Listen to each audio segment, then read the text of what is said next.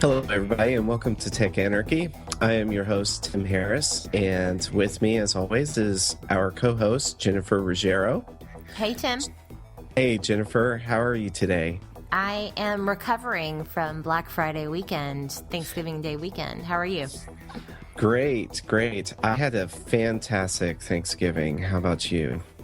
It was really nice. We saw some family, and, it was pretty chill. We had some great food, so pretty good. How about you? It went well? Yeah, it went great. We had great food as well. I'm curious, what did you have? So, my family recently, my immediate family is going the vegan route. So, we prepared our own food. So it's like a potluck? Yeah, typically it's not. Typically in all past Thanksgivings, we always do it at my mother and father's house, and my mother makes a gorgeous turkey, and and she has this beautiful table set with, it's just very wonderful. But now we don't do that, and we don't eat that kind of food anymore. We don't eat turkey, right? So she's like, well, if I'm not going to cook, or if they want a turkey, then we'll do it at their house. So we went over to my cousin's house instead, and they did turkey and ham and all that. And my mother and I and father made a raw vegan lasagna. Yeah. And so what exactly is in a raw vegan lasagna? So what you do is you take green zucchini, and you have a mandolin, which is like it slices your zucchini. And Okay. you slice it in these thin strips that represent like the lasagna noodles. And then you layer that with it's like a raw tomato sauce, and then you put another layer of your noodles, which are the zucchini, and you put something called like a cheese mix, and that's like, actually it's made with pine nuts, zucchini, and garlic, and you mix that up in a Vitamix, and it tastes like this awesome cheese, but it's not a cheese. It's all natural from the earth. And so that's the cheese, and then there's a greens mix with different greens, and you just do layer upon layer, and it makes quite a tasty concoction. So you do cook it though, right? No, well, you can, but the thing of it is if you eat it raw, it retains all of its nutrients, and it's liquid, and it makes it so that your body can break it down easier, and actually get all the nutrients out of it better. But you can warm it up. If you were to warm it up in the toaster oven, it also tastes very good that way as well, or your oven, your toaster. I have a little toaster oven, and I actually put a piece in there and broke the raw thing. I broke the raw roll, and have been eating it for the past couple of days, and putting a few in there for warming it up for a few minutes, and it's really tasty. So is this something where you can take the leftovers and just throw it into a blender and make a shake out of it if you wanted to? I guess you could, and have like a veggie smoothie and do that. Yeah, you could do that. I was just wondering because, the shakes, the blenders were obviously on sale for Black Friday, and I was just thinking that was one more thing that you could blend, is just blending your leftover food if you're a vegetarian. And just do that. Us meat eaters, though, that doesn't really work as well. That's kind of nasty. Yeah, that would not work. No, and I gotta say also, we made this awesome, delicious pumpkin brownie. And what it was with it was like a pumpkin chocolate brownie, and I actually bought, and for the first time in my life, I bought an organic pie pumpkin, and we cut that up, and we used the actual pumpkin to make a pumpkin brownie, right? I've never done that before. It's always been from the can. And yeah, it was so good. And then for the base, we used dates and oh, that does sound good. Dates, figs, and pecans, and carob. And it made this wonderfully crunchy, delicious concoction that was like a crust and a chocolate filling kind of, and then the pumpkin on layer at the top was nice and fluffy, and and so good. It would take a lot for me to turn into just a full vegetarian. But I do have to admit, the desserts that vegetarians have are actually absolutely delicious. Yeah. My wife over the holidays, she made a sweet potato pie, which was just fantastic. Yum. And then she did make mini pumpkin pies, but yeah, making it from scratch would just be the way to go. I think that sounds really good, actually. Yeah, it's really good. And I'll give a shout out to the woman who creates these recipes. Her name is I don't know her last name, Christina. And she has a website called rawfullyorganic.com. So rawfullyorganic.com. And Christina has her own YouTube channel, and she does these awesome recipes and great videos. And she's just adorable and really, really fun to watch. So shout out to her. Wow, so another upcoming Food Network star, I guess. She should be. She's a star in the raw vegan space, but she, I could totally see her going mainstream. I think she's been on some news segments, news shows, and showing what she does and showing how she prepares food. We had we actually kind of strayed away from the turkey this year and went ham. So we had some ham, which is delicious. But my mother-in-law's mashed potatoes were just awesome. I love mashed potatoes. Yeah, so you can eat mashed potatoes, I guess, as long as it doesn't have like a milk base. Yeah, as long as there's not milk in it or any animal products. Gotcha. Yeah.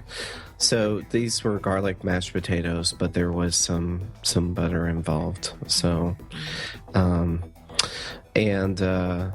yeah, we had a great time. And then we watched the iTunes. Instead of going to the movie theater, we decided to rent from iTunes. Oh. So that was fun. What did you watch? We actually watched Now You See Me, I think the name of the movie is. And the main star is from Social Network. But Woody Harrelson was in the movie, and it ended up being a fantastic movie. I highly suggest it if you want to rent a family movie. This movie's great. Okay. It's a fun movie. Great, I'll check that out. Yeah, and I guess kind of the theme of today's show seems to be leaning on the anti-corporate side, but it definitely has that theme to it as well. So, yeah. Cool. So let's get in the news, shall we? Let's. All right. Well, we have some Black Friday news. And Jennifer, did you do Black Friday? Did you get out and brave the crowds? No way, Jose. No way? No, I refreshed my screen. I wore out my keyboard, and I wore out my my credit card. And shopped online. Yeah. Online, yes. So apparently you're not alone. No. Because mobile sales grew about 26% this year. That's a lot.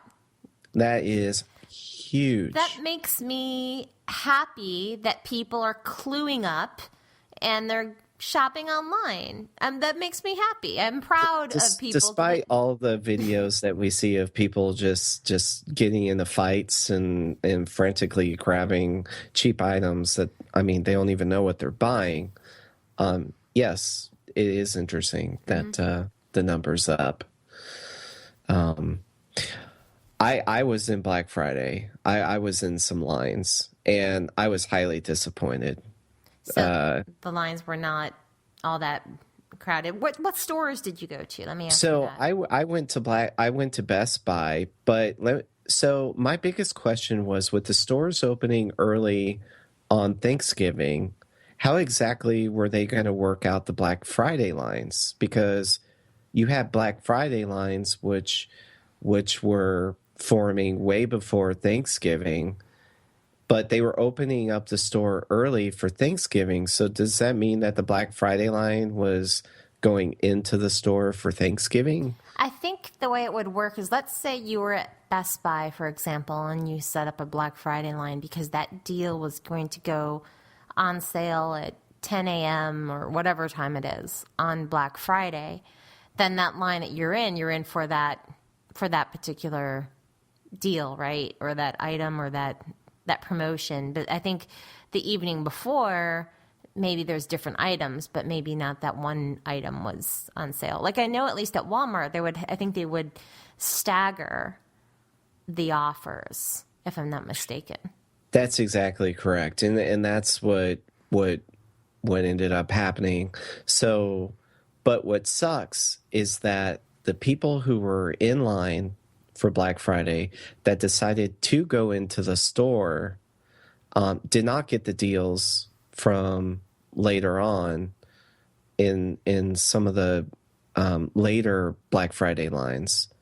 So like where we were at, they waited to have the Xbox One on sale in the midnight line on Black Friday. So that meant the people who were already shopping in Best Buy were not getting the Xbox One doorbusters. I see. Because the line was actually forming again. Oh, gosh. How confusing. Yeah, so my friend and I, that was the first thing we did, was we just stood in line and we waited to see what the doorbuster was, because they didn't even announce what the doorbuster was. Wow, so you guys were just standing in line not knowing what it was for. Yes, basically. Exactly. I was like, let's stay in line. And let's see what it's for. This was at midnight? Yes. Was it Black cold? Friday. It was cold, yes. I'm not going to kid you. It was very cold. And he did not bring a large jacket. So he said, as long as we're moving, it's fine. Oh my gosh. I think we walked 5 miles that night because gosh. We went back and forth. The mall was open, which is great. So that was heated. And they had a Starbucks, which was open inside the mall. The mall was open overnight. Yeah, so that was our home base. So we walked to and from the mall. I think we went 3 times going to various lines. So we chose this area in the Fort Worth area that has a large mall, but it also has strip malls around it. So, we would, warm up at the mall and then go out to the strip malls, which one was the Barnes & Noble line. And then there was a Bed Bath & Beyond, which we went into. And then because I unfortunately was looking for a coffee maker because mine practically exploded on me earlier in the week. So I was going to all these weird places. But then the mall had some great deals. It was actually good for me because since I was already out and we had time to waste waiting for the lines, I ended up getting a lot of my Christmas shopping done, which is pretty cool. Well, that's good. Yeah. So yeah, but anyways, we're waiting in line and we don't know what the doorbuster is. And it was hilarious because, you and I were talking about why certain people are flocking to the PS4 and others to the Xbox One. Right. Well, so the doorbuster turned out to be, or the finale turned out to be the Xbox One, which nobody wanted. So they all got out of line? Yes, they all got out of line. Nobody wanted the Xbox One. Wow. Instead, the line was forming at GameStop for the PS4. Isn't that something? I mean, there were like 300 people in line for maybe 10 PS4s. Oh my God. Yeah. Of course, my friend is waiting for a PS4. And then he texted me yesterday that they had PS4s yesterday morning.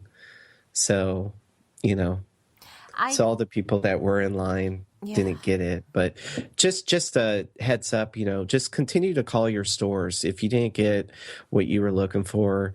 But they had the items in stock on Black Friday. That's usually a good indication that they're going to continue to have those items in stock later on. So just continue to call. That's my advice. No, but that's good advice. What were you going to say? No, that's great advice. You're right. If they do get some type of inventory, that means they'll continue to get inventory because they sold out of that, so they'll get more in. I was just going to, say Walmart, for example, had more than 22 million shoppers on Thanksgiving Day and 10 million transactions between 6 p.m. to 10 p.m. So that's just crazy. So the crowds are definitely huge.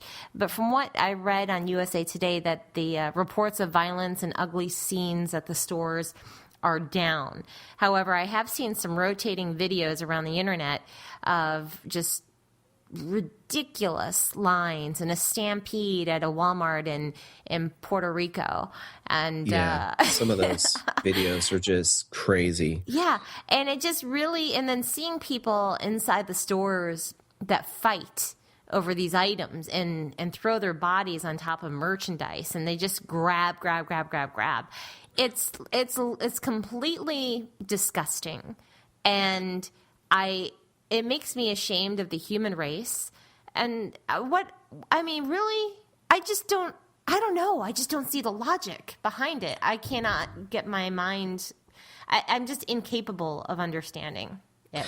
So although mobile, I think it's interesting that mobile sales grew about 26%, and then online sales on Thursday were up 20% over last year.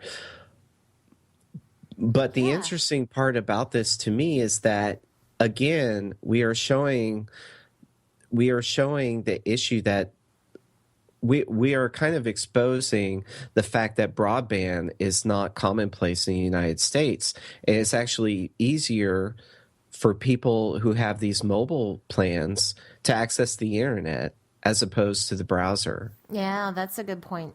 That's a good point. A lot of people do use their phones as their computers, and that's how they access the internet. And now, one thing, here's e-commerce firm Channel Advisor had reported that on eBay, sales jumped 35% through noon Eastern on Black Friday compared to last year. And Amazon sales rose 25% in the same period before noon on Black Friday. Now, another theory is that maybe these online retailers are learning. I think what it really is they're learning each year over year, what works and what can we do better than we did from last year. How can we improve what we did last year?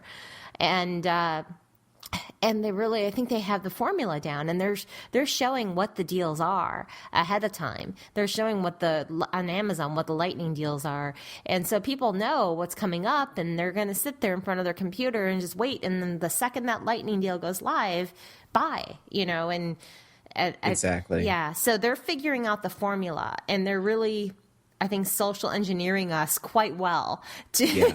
And it also might be that more people are getting access to the internet. Maybe it's getting cheaper, and computers are getting more affordable, but this is just website traffic. So I don't know if that entails traffic from mobile devices too. Probably so.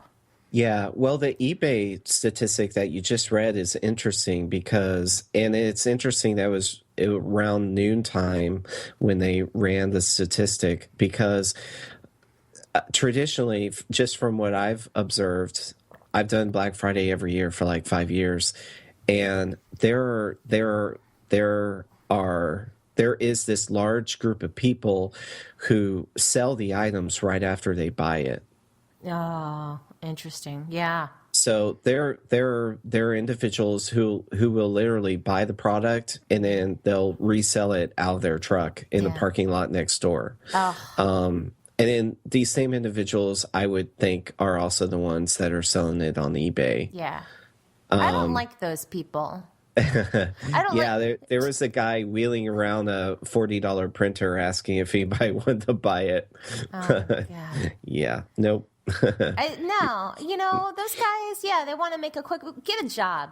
Get a job. Don't make money off of regular consumers just like yourself. Get a frickin' job. Get up and get a job. And stop being a loser. And stop hurting people and hurting the economy. Jerks. One thing that I did this year and I mentioned this on one of our past episodes. I just went to that slickdeals.net website, and they keep track of all the deals that were going on. And I would just search for the item I was looking for, and then there'd be like all these links to this item with all these different deals going on. And that's kind of how I found what I needed to find. And of course, Amazon too. But Oh, cool. Cool. yeah. You know what? I totally forgot to do that. I totally forgot to do that because it was so cold. I actually having out your phone was not a good thing. So we'll see. We'll see because mobile's definitely not a good thing for Facebook. I mean, they're going to have to do what Twitter's doing where they embed the apps into the stream itself. But even then it gets into the way of the stream, and then people start questioning the reliability or the integrity of the site itself. And, because they're engineering the stream. Yep. It's interesting. It's a slippery slope, I think. And I love mobile. I mean, I think that's the best way to consume the internet. But at the same time, I just don't think that online retailers, like just the small mom and pops who kind of try to put all their marketing budget into a piggy bank and then use it for one ad on one website, or these brick and mortar sites that kind of help fund the CNETs and Engadgets of the world. I don't think it's a good thing for them. So, yeah, It's interesting to see how they will change going forward. exactly. What they'll do to try to increase that in-store traffic.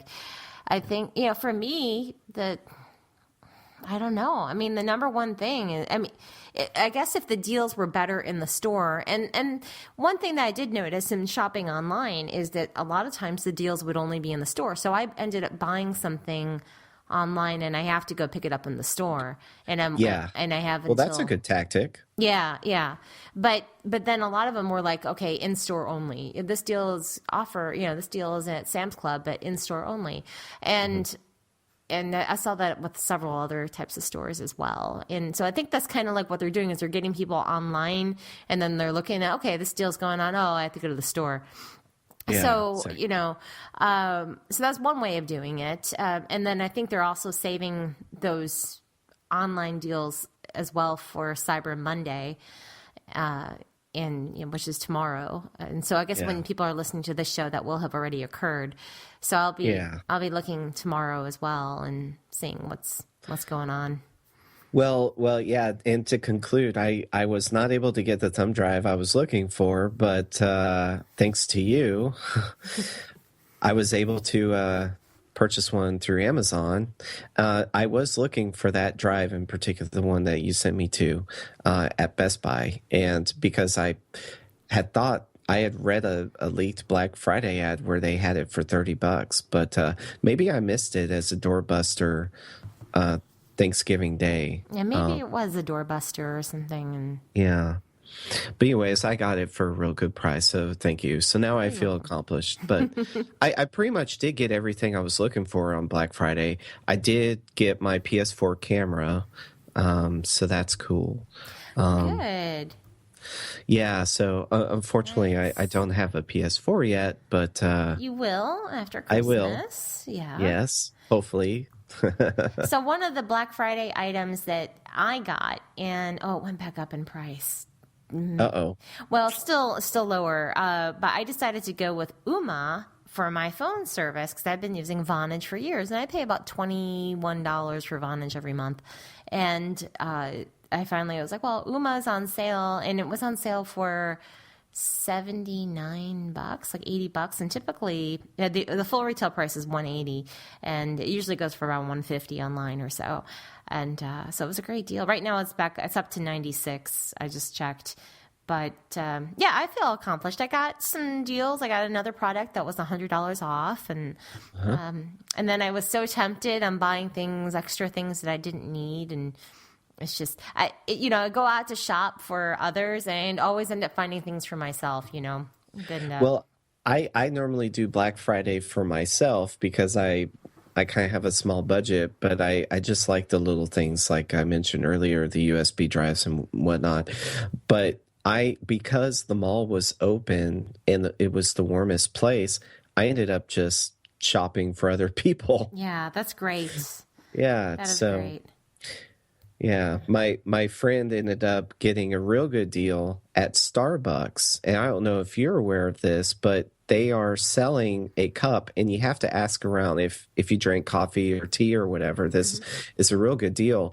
So on Black Friday, they were selling a cup for $65. It was a Starbucks tumbler, and you can go in to any Starbucks through the month of January and receive anything for free Oh, that you wow. can fit into the tumbler. That's a great idea. Yeah, and we were successful in finding that cup for him, but some people had the promotion and others didn't.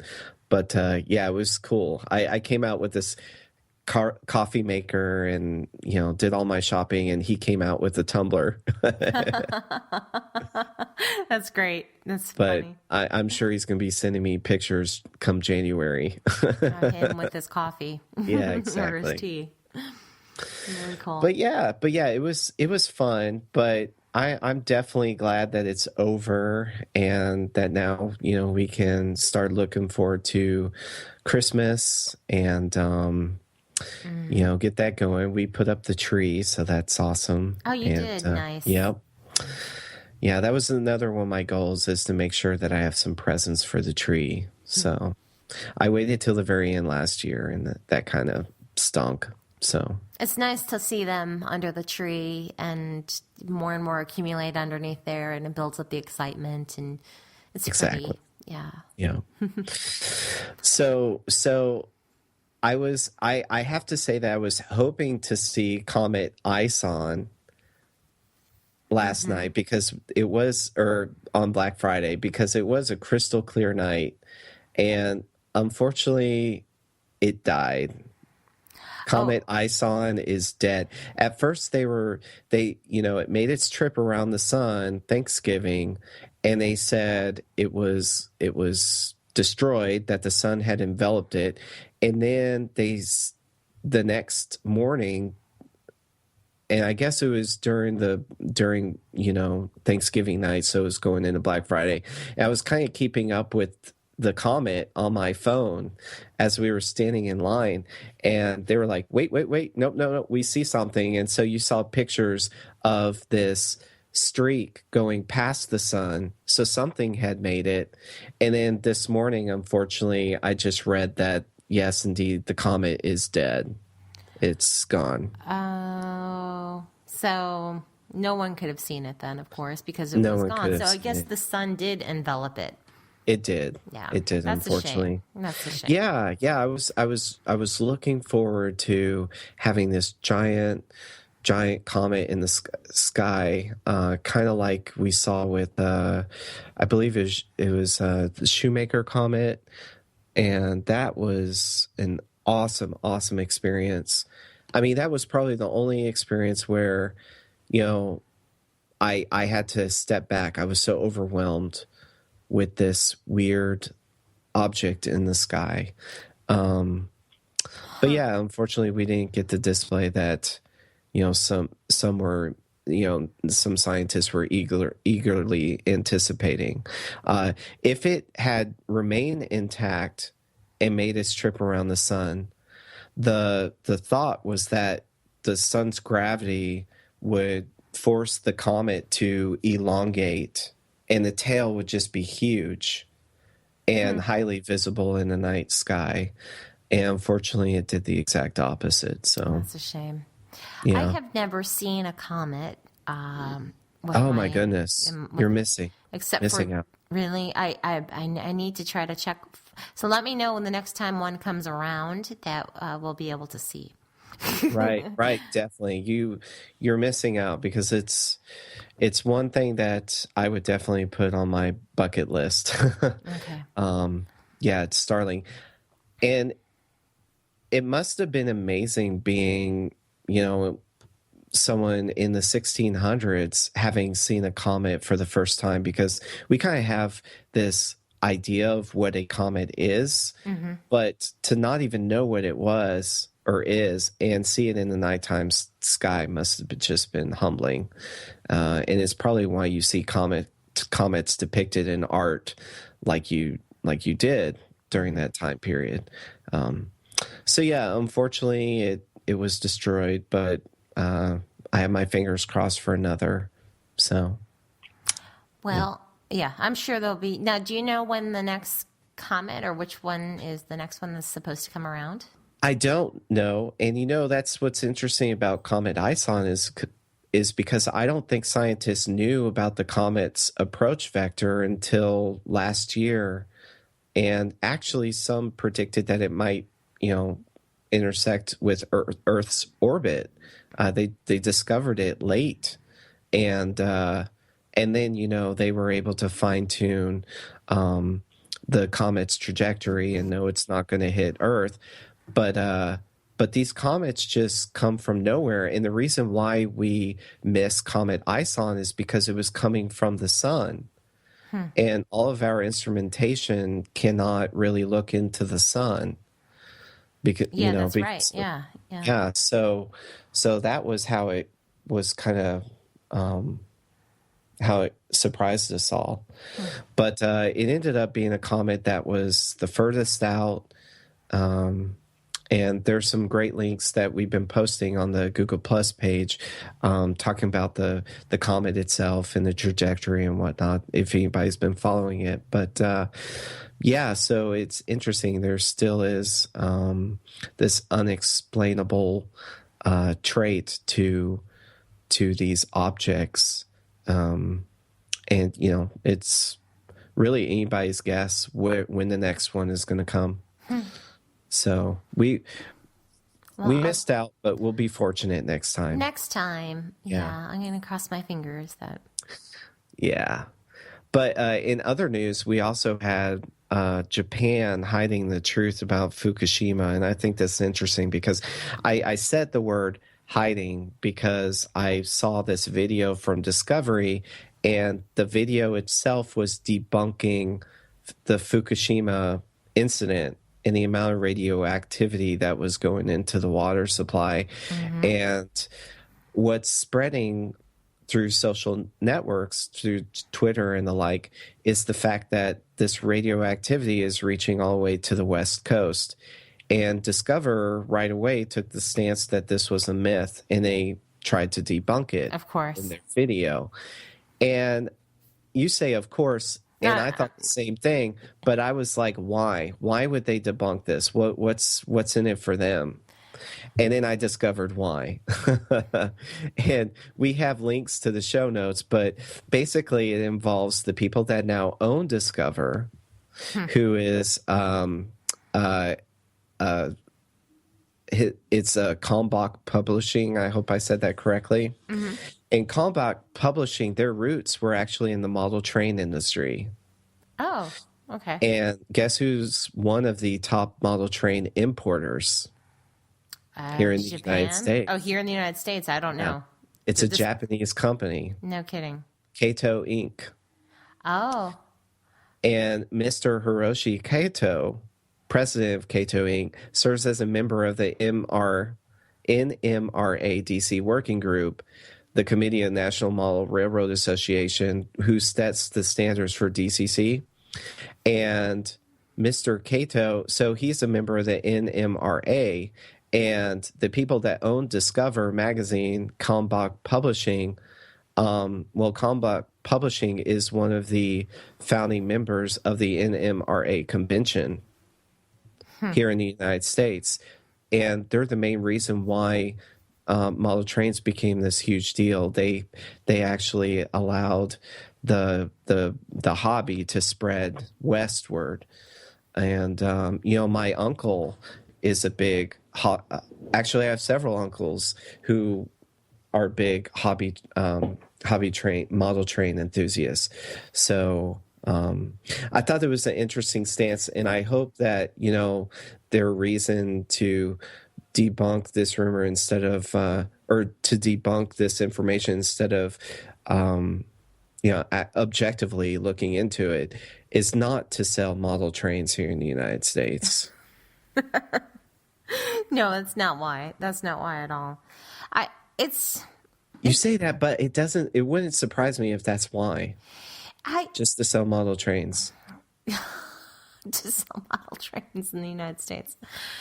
I am, it's just when it comes to big media and like Discover or just or Discovery or any big corporation like that, I just really am not very trusting, because everything is, is where the money, it all stemmed from where the money is. And Exactly. and you really just cannot wholeheartedly believe everything that you see, hear, and read. It's not the truth. It's just always a one-sided story or a picture that they want to paint, and it's not always the truth. And I just have a hard time believing. So no wonder they wanted to debunk it. And it's a serious situation, to have this radioactive stuff in our oceans, in our waters, that are going all the way to the West Coast, all the way out to California, I guess, right? Or Yeah. And the worst part about all of this is that with the introduction of Japan's new secrecy bill, it's impossible for us to really know the extent of the damage, because Japan has now made it illegal for whistleblowers to come forth and give us that information. And because a Japanese corporation is in charge of the cleanup, the only way we would know is through whistleblowers. There's no government oversight whatsoever. And so, yeah, it's unfortunate. Unfortunate, that's not even the word for this. It's just, like you say all the time, it's disgusting that this is happening. And I'm surprised. I'm surprised NATO hasn't intervened. I mean, we have no problem intervening in Iran, Right. but when it comes to Japan controlling their nuclear reactors or being responsible, NATO's nowhere to be seen or heard. And that's kind of a double standard for me. And, It is a double standard, and I just really don't understand why. I don't understand why so many things like this happen, not necessarily like Fukushima, but just so much corruption happens, and I just don't get it. Yeah. And the fact that there are energy solutions out there, sustainable, healthy energy solutions, that every time they come to the surface, the people behind them are murdered, Yeah. and Murdered, disappeared. and that's why, and how much longer can this go on? Well, hopefully they're not doing this to sell model trains. That's all I'm saying. Oh my. I don't even know how a cleanup effort can go with this. I mean, how do you? I don't know enough You about it. don't clean it up. You can't. It's impossible. Yeah. And it's inevitable that it's going to go into the water supply if it isn't already. I mean, based on the footage I've seen from the surrounding area, there is no life around the plants. And it's inevitable that the currents are going to take this away and bring this mess to the United States. And there are some people in California that are already saying that that's the case. Wow. So it's definitely going to impact Japan's export market if it hasn't already. And I'm really into what Sony's doing and with the PS4, but I can't help but wonder if some of the plastic that I'm going to be interacting with is going to be radioactive to a certain degree. You're right. Anything, right? From Japan. Anything. Might be radioactive. I don't have any. I have no clue what their supply lines, where their supply lines go in and out of in Japan. But I as a consumer, I kind of like to know that, and that's where NATO was really supposed to pick up the ball and roll with it. And they're not. They're just. I don't know what they're doing right now. But if they can't serve as watchdogs, I mean, I think Japan is like a Big Eight member, and they're on the Security Council, I think. Mm-hmm. If we can't even secure these guys, I don't know. It's just kind of scary. It's very scary. And what about our poor fish and all the life underneath the ocean to be subjected to this and to, I guess it will just die off. I mean, yeah, just die off. Yeah.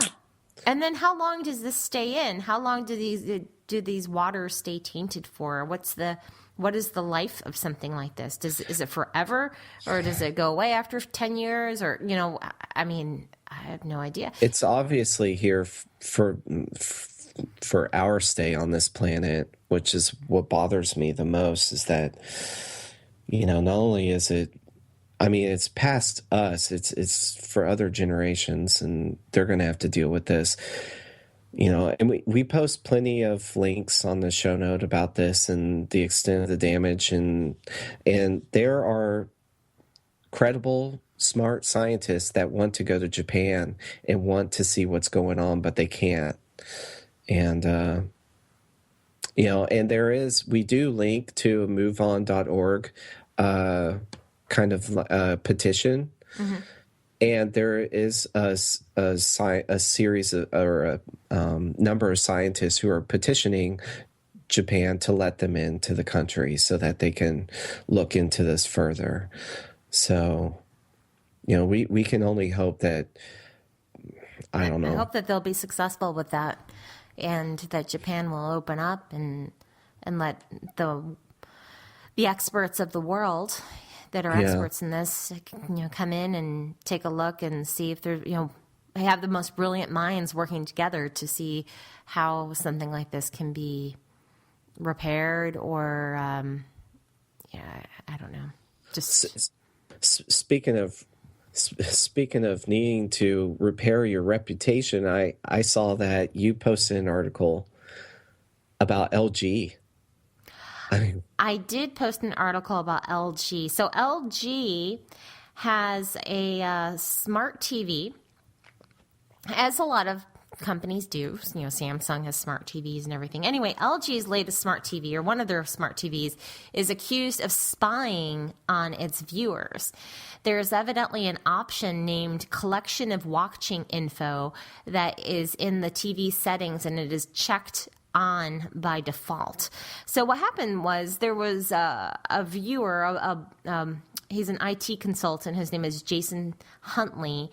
He works for Hull, and he noticed that his LG Smart TV was displaying advertisements that were tailored to him by analyzing his channel preferences, his online browsing, and search keywords and other data. So upon investigation, Mr. Huntley discovered that there was an option in his TV settings called Collection of Watching Info, which was turned on. And he also noted that the option was only visible after scrolling down the menu, and there was no balloon help icon to explain what the icon was.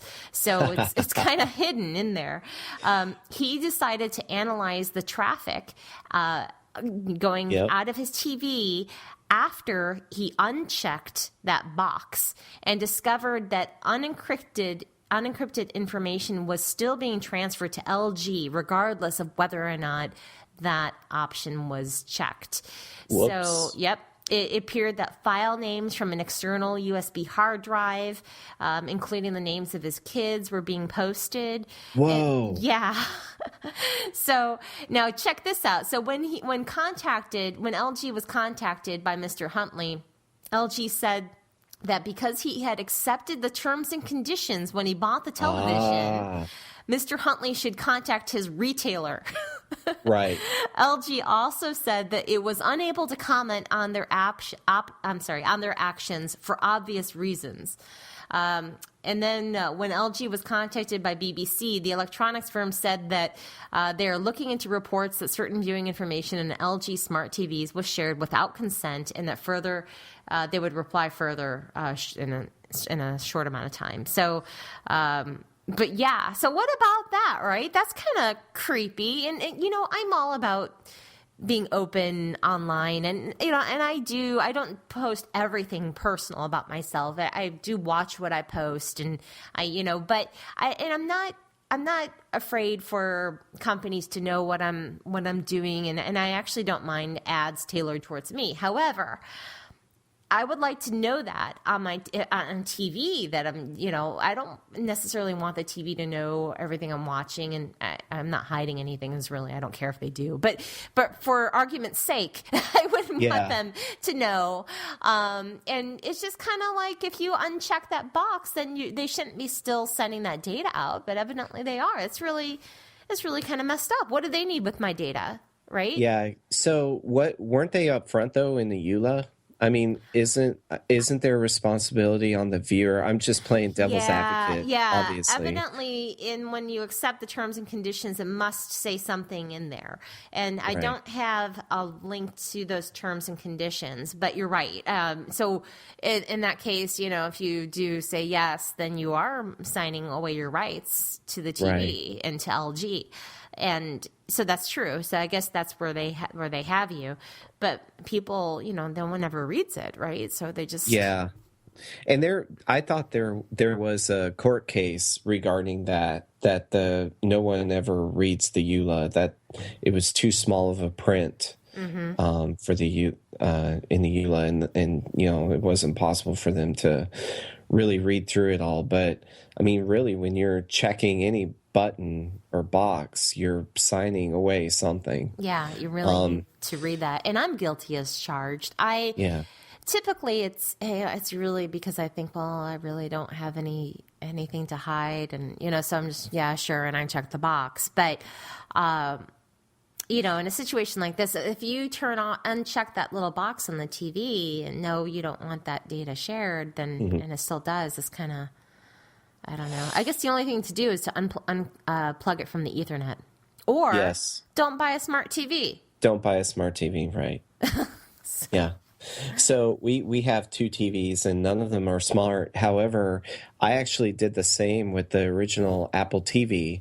And once upon a time, I wrote a blog post about it. But the Apple TV did not work on my network, and we had, at the time, we had just standard DSL, but I had stringent security settings set, and so I only had 2 ports open, and the Apple TV did not work. And it turns out that Apple was using other ports to send home information. Oh, isn't that including interesting? All your iTunes information was being tracked and sent home, and they used all these ports, and and I listed all the ports they were using, and their tech support people at the time even told you which ports you had to have open. And it was frustrating because I could not get Apple TV to work. Well, the later generations of Apple TV do just work on 2 ports, which is your 443 and port 80 SSL and regular TCP port. And so, I'm not sure if they read my article or not, but maybe they did. Maybe they. I definitely flamed them for it because it was ridiculous. But whether or not they're sharing your information, I think the larger issue is that the company itself is collecting the information. It doesn't matter if it's shared. We know now, it's a fact that the NSA is eavesdropping into all of these companies, and they're reading the information. Right. They're reading the info from LG. They're reading the info from Apple. They're reading the information from Facebook, and they have your kids' data. And so, you might not have nothing to hide, but, who knows? We may get that weird president that wants to enact an internet kill switch. And if your child is one that refuses to take this anymore, you're actually blacklisting your child because they already know who your children are. Yeah, that's true. I mean, they're already in a database. So, you know. I can't really go further from there because it's game over. I mean, I just, you know, what can you say at this point? What can you say? We pretty much love the United States. We love the United States here at Tech Anarchy. And yeah, okay. There will be no secret meetings behind. Let's move to Australia. Yeah, exactly. But I also saw, you know, in some retail news that the Samsung Galaxy S5 is about to launch. Yeah. Man, they're pumping out phones left and right. Galaxy S5, they are anticipating it to launch in February, maybe, supposedly. So, didn't they just launch the S4 in August? Yeah, they launched the S4. I think it was August. It wasn't that long ago. Okay. It was not that long ago. So, according to Korean news website called ET News, that they will start manufacturing the Galaxy S5, and the manufacturing will begin in January with a view to release it at the end of the quarter. But somebody else said maybe February. Anyway, it is sooner than what it typically is, and so you know why would that be? Well, it could be that maybe the S4 wasn't selling so well, and they have to, or maybe they didn't sell as many of them as they want, and they're trying to kind of fast forward with the S5. Now, the S5, what they're expecting is a 5-inch display, Super AMOLED, and 16 meg camera with 3 gigs of RAM with a 4,000 milliamp battery. So it sounds like a powerful device. Something else that they're talking about releasing is a 3-sided display that wraps around the edge of the device. Now, that could be with a different Galaxy device next year rather than the S5. Mm-hmm. So we'll see if that's going to be the case. But so do you think the flexible display is that a gimmick, or do you actually see some use from it? I think it might be kind of gimmicky. I don't know. I kind of like the idea of being able to slide vertical as opposed to horizontal.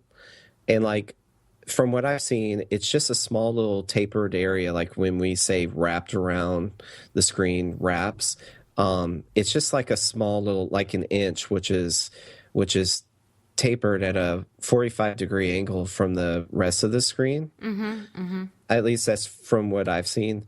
And I think the benefit to that is you can set certain swipe macros, vertical swipe macros, for that area and not impact the main screen that you're using, which is cool. That would be cool. And it does say, you know, also so people can see it from an angle as well. And, you know, I guess if it's sitting down on the table or something and you can kind of read it from an angle.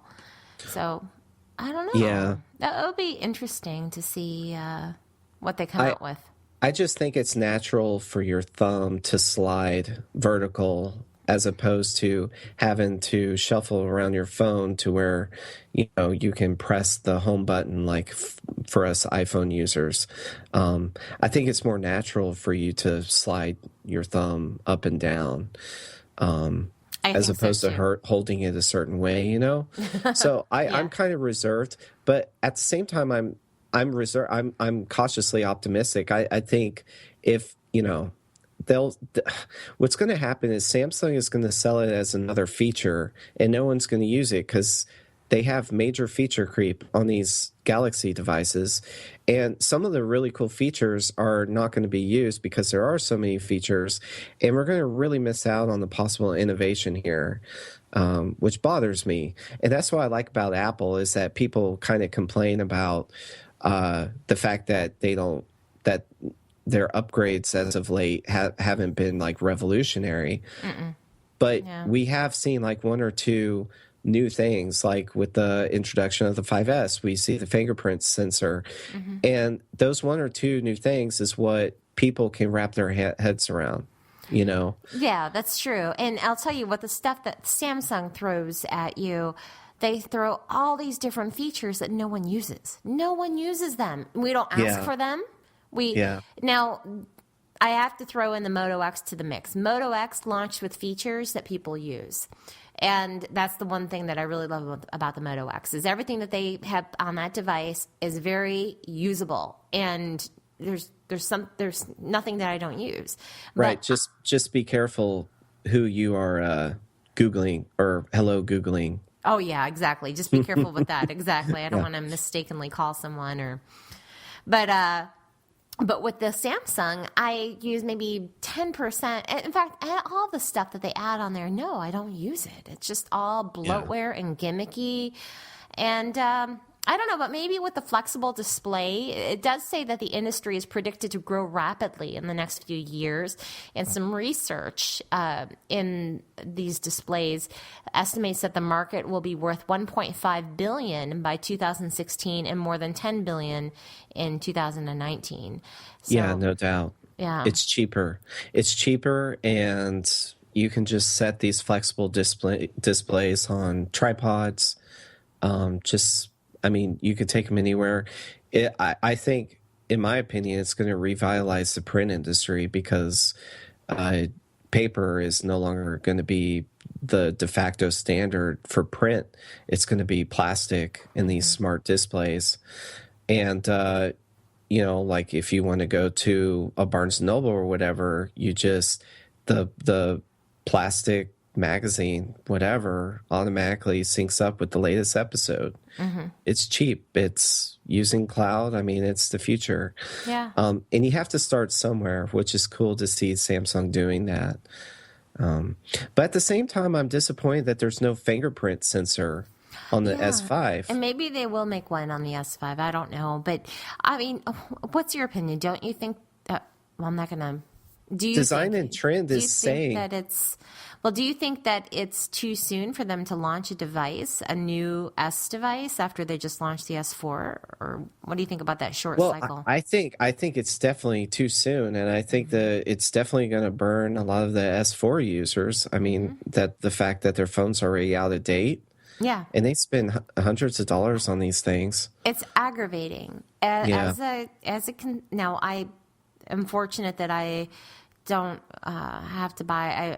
With my main role, I'm able to test out a lot of different devices, and so. But if I were buying my phones all the time, then that would be really aggravating to me to have to upgrade. No one's making you upgrade, but right. But you want to. Who doesn't want the latest and greatest? Yeah. No, I totally agree, and that was a problem when Apple was introducing its phones. And Jobs was in charge, and there were phones coming out left and right, new devices every quarter. And although it frustrates me as an Apple consumer to see kind of that cycle go to every year as opposed to every quarter, I am making the purchase, and so some of these people that are stuck with contracts can't, and especially the people buying the S4, they probably can't afford an iPhone to begin with. So they're kind of stuck with this gimmicky phone that doesn't really offer them the tech that I think they need. And I go back to the fingerprint sensor. That to me is a very bad move. Because like we just talked about, mobile's up 26%. What do you think the one thing people are going to start flocking to when they can? And that's being able to make these purchases on the fly without even pulling out their credit card on their phone. Oh, yeah. And you can't do that with the device. So. Yeah, it needs to be stepped up a bit. And it will get there. I think it will get there with the mainstream in maybe a few years. But that's definitely where it's all going, and We want to be able to do everything with our device. I don't want to carry a wallet. I want to carry just my phone. And I use Google Wallet, but I'm not able to use that everywhere, So Yeah. I want just to bring my phone, though. I don't want to carry a purse and a wallet with all the stupid stuff. I just want to tap my phone and pay and be done with it, or use a fingerprint or whatever the technology is. That's all I want. So Design and Trend is saying that the Galaxy S5 will not have a fingerprint sensor, but then this value wall or US Switch, uswitch.com is saying that it will. So that's kind of interesting. Who knows? Yeah, we'll see. But I think fingerprint sensors are going to be huge next year, and we've alluded to that with the iWatch and other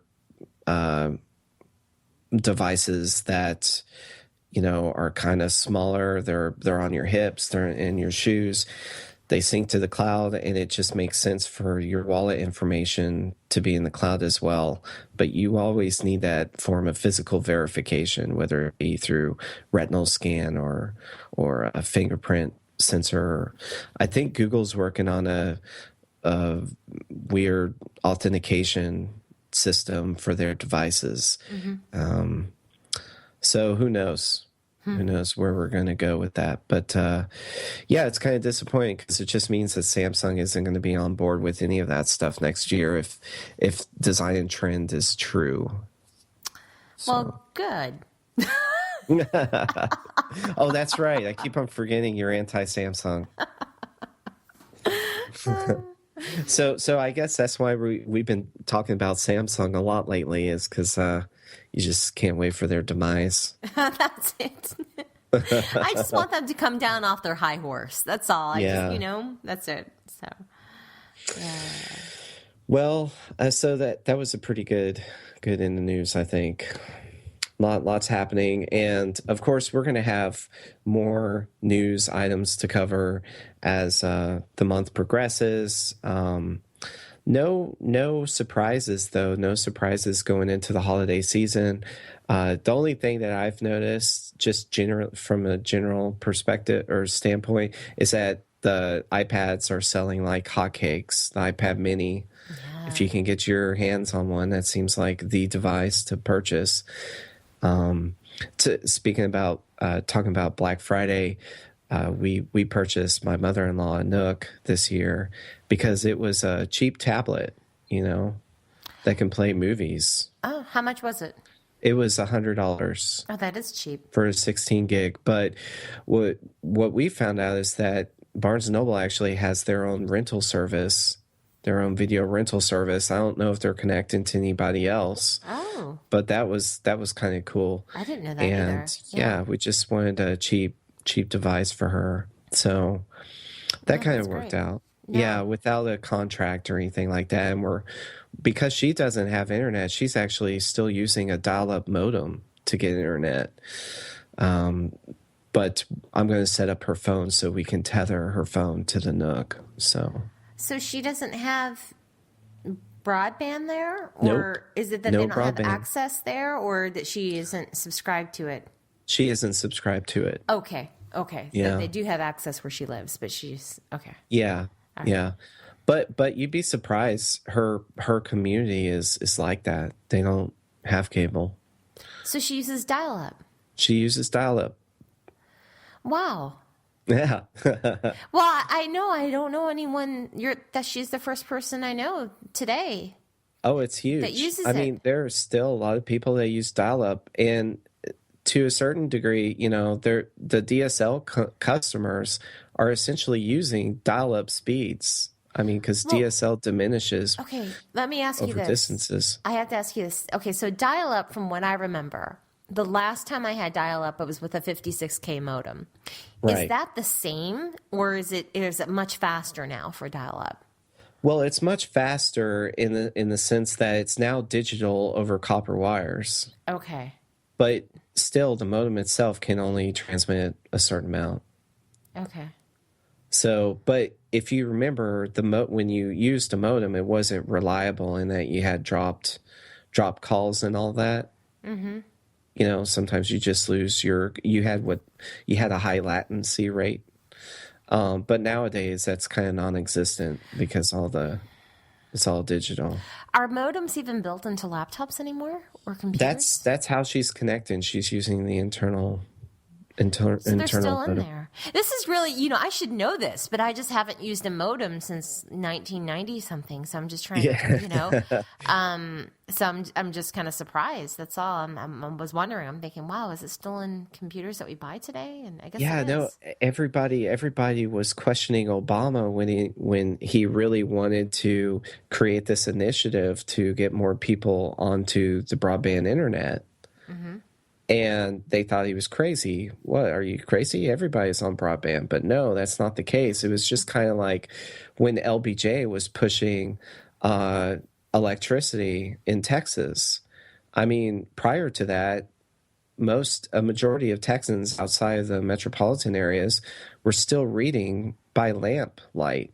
Wow. It was LBJ that really pushed for public utilities here in Texas. And we're kind of at that same juncture with broadband. It's not highly adopted in rural areas. And as a matter of fact, my mother lives in a ranch, pretty far away from, she lives in the hill country, and it's hard for them to get internet out there, and they have to go through these third party. I say third party. There's small companies which provide internet, and they rip off the customer left and right. It's these, I don't want to mention the company by name, but they're basically providing dial-up speeds at the price of DSL. Wow. So, there's still a problem. That's crazy. That's Yeah. bad. Well, Exactly. I'm not surprised, right? I mean, I get ripped off every day with, I'm going to mention their name too, Time Warner Cable, thank you. And they, they have a monopoly where I live, and they charge me at a promotional rate even, $88 for 50 down, 5 up. And, when my friends down in Florida are getting that and more for much less, and it's really pisses me off. It just, it really, and I'm stuck. And the fact that that's a promotional rate, I was paying $5 less than what I'm paying now for 30 up and 20 or in 5. I'm sorry, 30 down and 5 up before, and they're just thieves. Yeah. And I don't mind saying their name. Yeah. But, I mean, on the same note, though, I will say they have excellent customer service. I do have wonderful customer service with them. but what does that mean? It just means, they talk. I mean, do I really want a good rapport with my company's customer service division? you shouldn't have to That have to customer me is not service. a marketable point. You shouldn't even need, that's the Exactly. thing, I it don't shouldn't want be to going talk down. to your customer Because service. if I'm talking to customer service, that means something is wrong. And Yeah. yeah. It drives me crazy. No. That is not a marketable point there. I don't No, care it's about not. customer service. Even, what happened Thanksgiving morning? So Thanksgiving morning at 6 a.m., I woke up and I the first thing I do, of course, is I look at my phone, and I'm like, wow, nothing's pulling up on my phone. What's going on? And of course, I'm on Wi-Fi with my phone. I'm like, well, gosh, no wonder there's no data coming through. So I stumble over to my modem, and I'm looking, and of course the cable light, the online light is blinking. It's not solid. I'm like, shit. So I restart my modem. I reset it, and it's still not working. And I do that's like 5 times, nothing. And so then I am like, well, God, now I have to, look Did up. you not pay a bill? No, I'm current. I paid. Okay. So I got them on the phone. They're like, well, we don't see any outage in your area. We'll have to send someone out. And I'm just like, oh, great. So they wouldn't be able to send anyone out until Monday. And I was like, this is unacceptable. And she says, yeah, I know it's, busy time. And I was like, Yeah, I work out of my house. I do everything with the internet. That's my number one utility. This is, I need my internet pipes. I need it now. And, so she understood and she said, well, I'll try to get somebody out sooner. And so anyway, we get off the phone and sure enough, 10 minutes later, it comes back on. And so what was it? Clearly it wasn't my modem. There must have been an outage, but why wouldn't their system be able to see that there was an outage? But it was them. I mean, it was them. There was an outage. And I mean, because, it was just crazy. So anyway, so I canceled the appointment for Monday. And fortunately, here we are online right now. So, everything is working well. But oh, well, I'm glad. Yeah, I didn't know it was this recent. Yeah, it was just Thanksgiving. It was just a few days ago. But oh, wow. It was funny. It's just like the first thing that happens in the morning, I check this, and then I go into panic mode because no Black Friday ads, nothing. Yeah, I went into panic because that's where you just put on what you have around you and leave for a Starbucks or something. Oh my God! Like their Wi-Fi. And all I could think about was, oh no. It's really interesting when because you had an internet outage recently. Yeah. When it goes out, you go into panic mode. Do you not? I mean, I do. Well, it's interesting because I actually use my cell phone. Okay. I use the cell phone internet because I can tether. Yeah. Oh, that's good. So I'm never out. Mm-hmm. But in the event of like we had a tornado outbreak one year, and we lost communications when we shouldn't have. I mean, we lost because the phone lines are digital. They can go out. They're not like like they were before. Right. And so we lost all of our communications, and I couldn't keep track of. We had 3 tornadoes hit near us. Oh my God. And I couldn't keep track of all of them. And so, of course, I'm the idiot outside. There were other people outside as well filming this tornado going back up into the clouds, and then the sirens go off again. I was like, oh, wow. This is like the one thing they tell you not to do. Do not film a tornado, because there could be another one.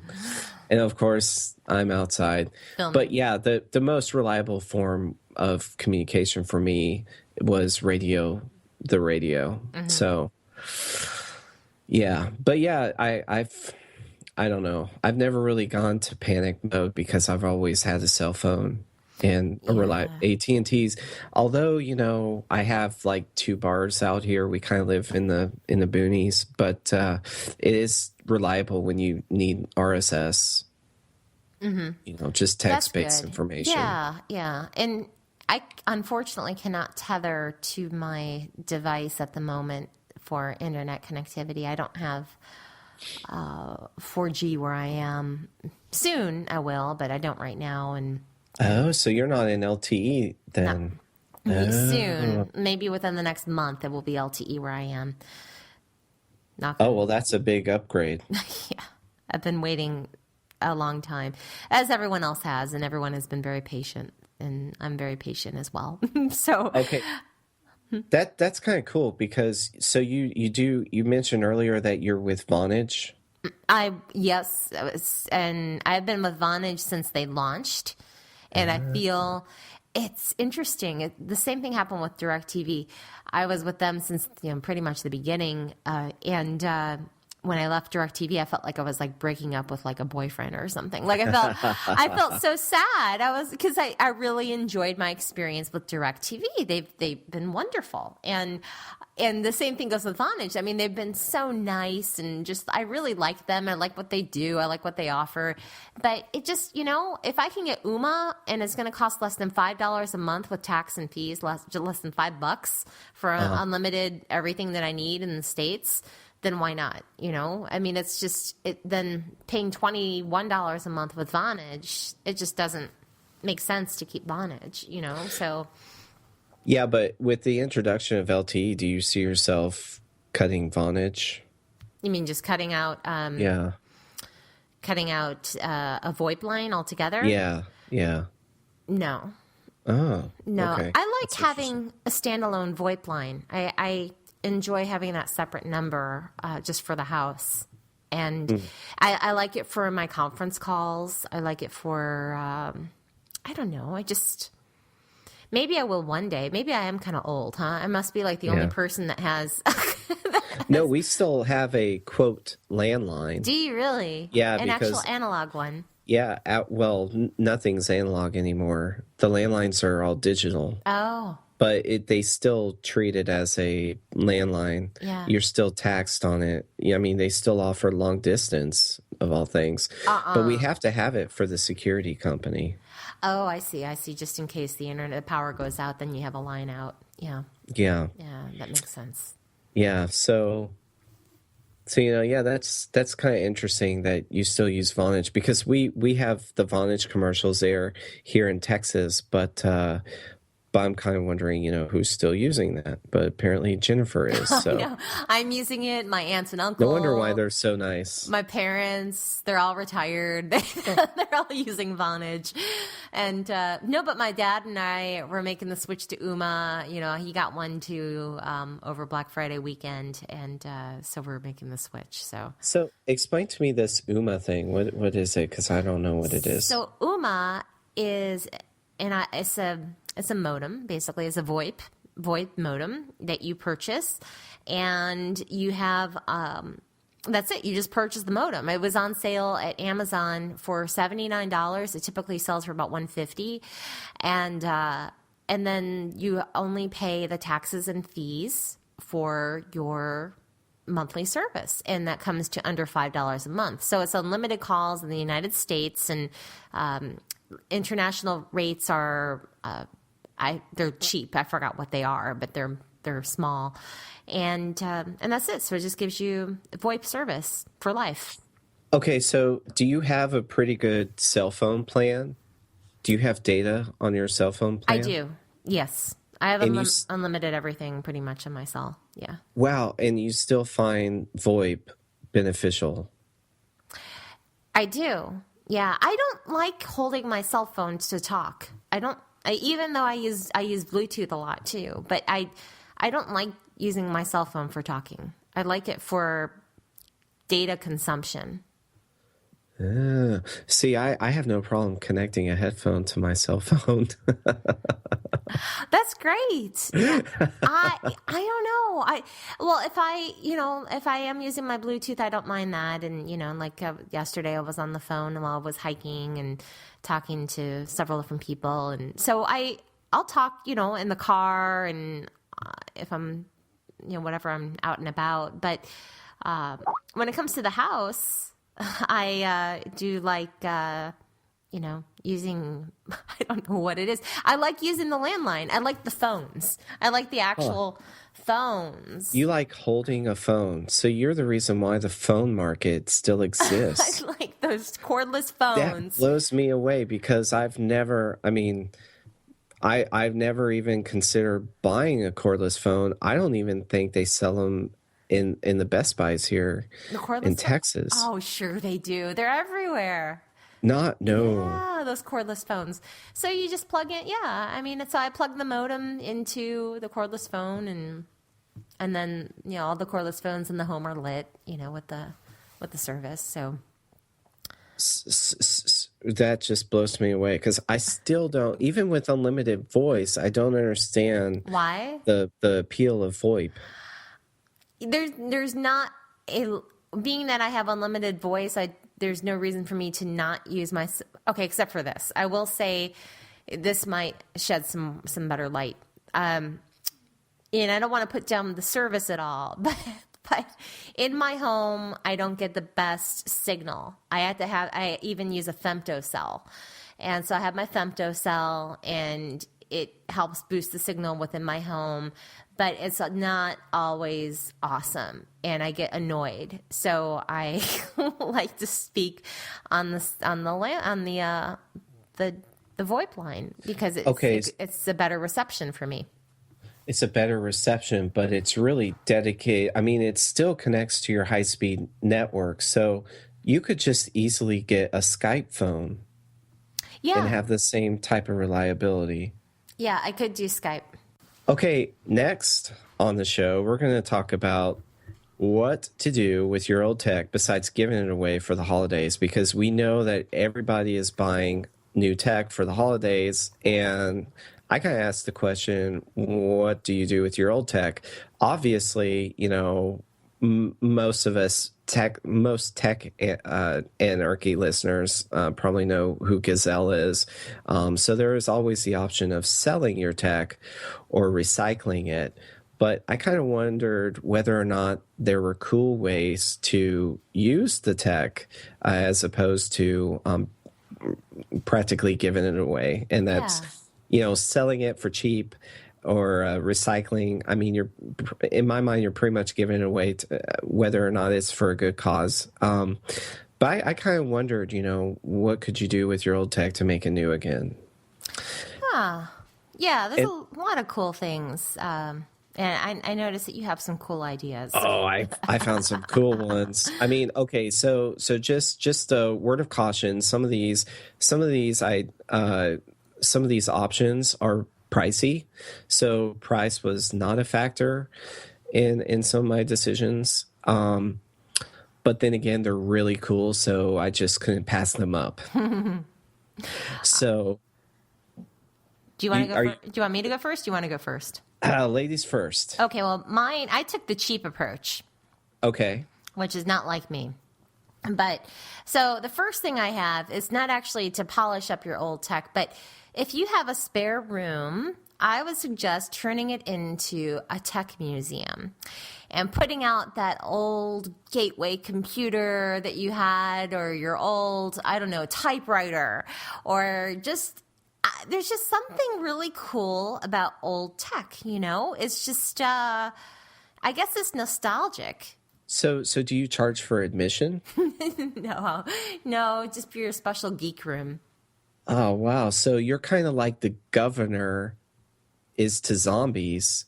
That's kind of like you to tech. And if you don't watch Walking Dead, you probably have no idea what I'm talking about. I don't watch Walking Dead.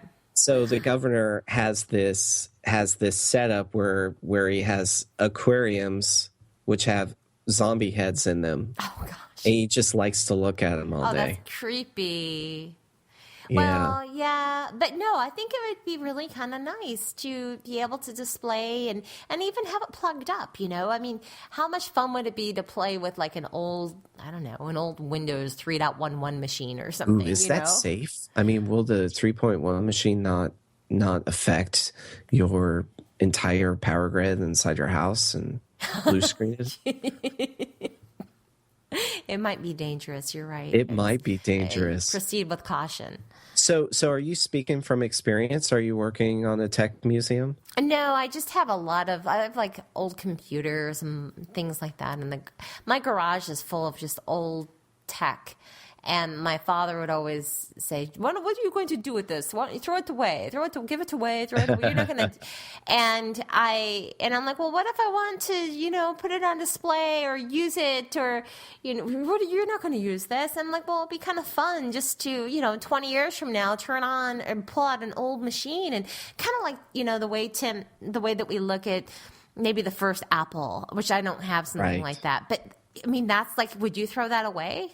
No, definitely not. And I think it's interesting because the old things are becoming new again. And I found a lot of those articles doing research for this segment.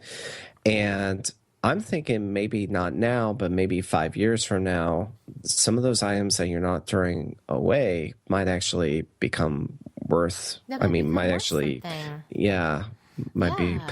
I mean, might be valuable. And it's fun to look at. Even my old phones. I have my old phones, and I look at them like, wow, gosh, that's really cool.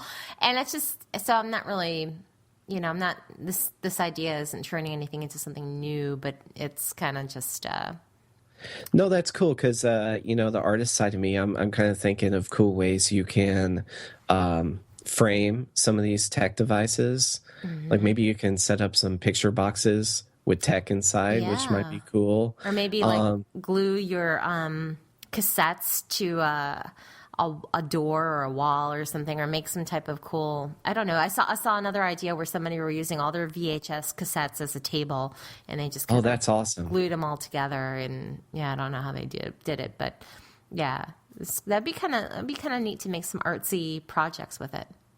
Yeah, yeah. So that I could see the benefits, but not charging admission to me is something I think is a problem. I would charge We just admission. charge admission, Yeah, 99 cents, a dollar, yeah, sure, $5, why a not? dollar. Yeah, Or create an app, like maybe have a camera set up inside that is nothing but your museum. 24/7 tech museum. yeah. Jennifer's 24/7 tech museum. That would be a fun museum to actually go to. I mean, if Yeah. not even just if it were your own, but I mean, just like if there were more tech museums in and around the cities and different areas that you live in, that would be kind of fun to see.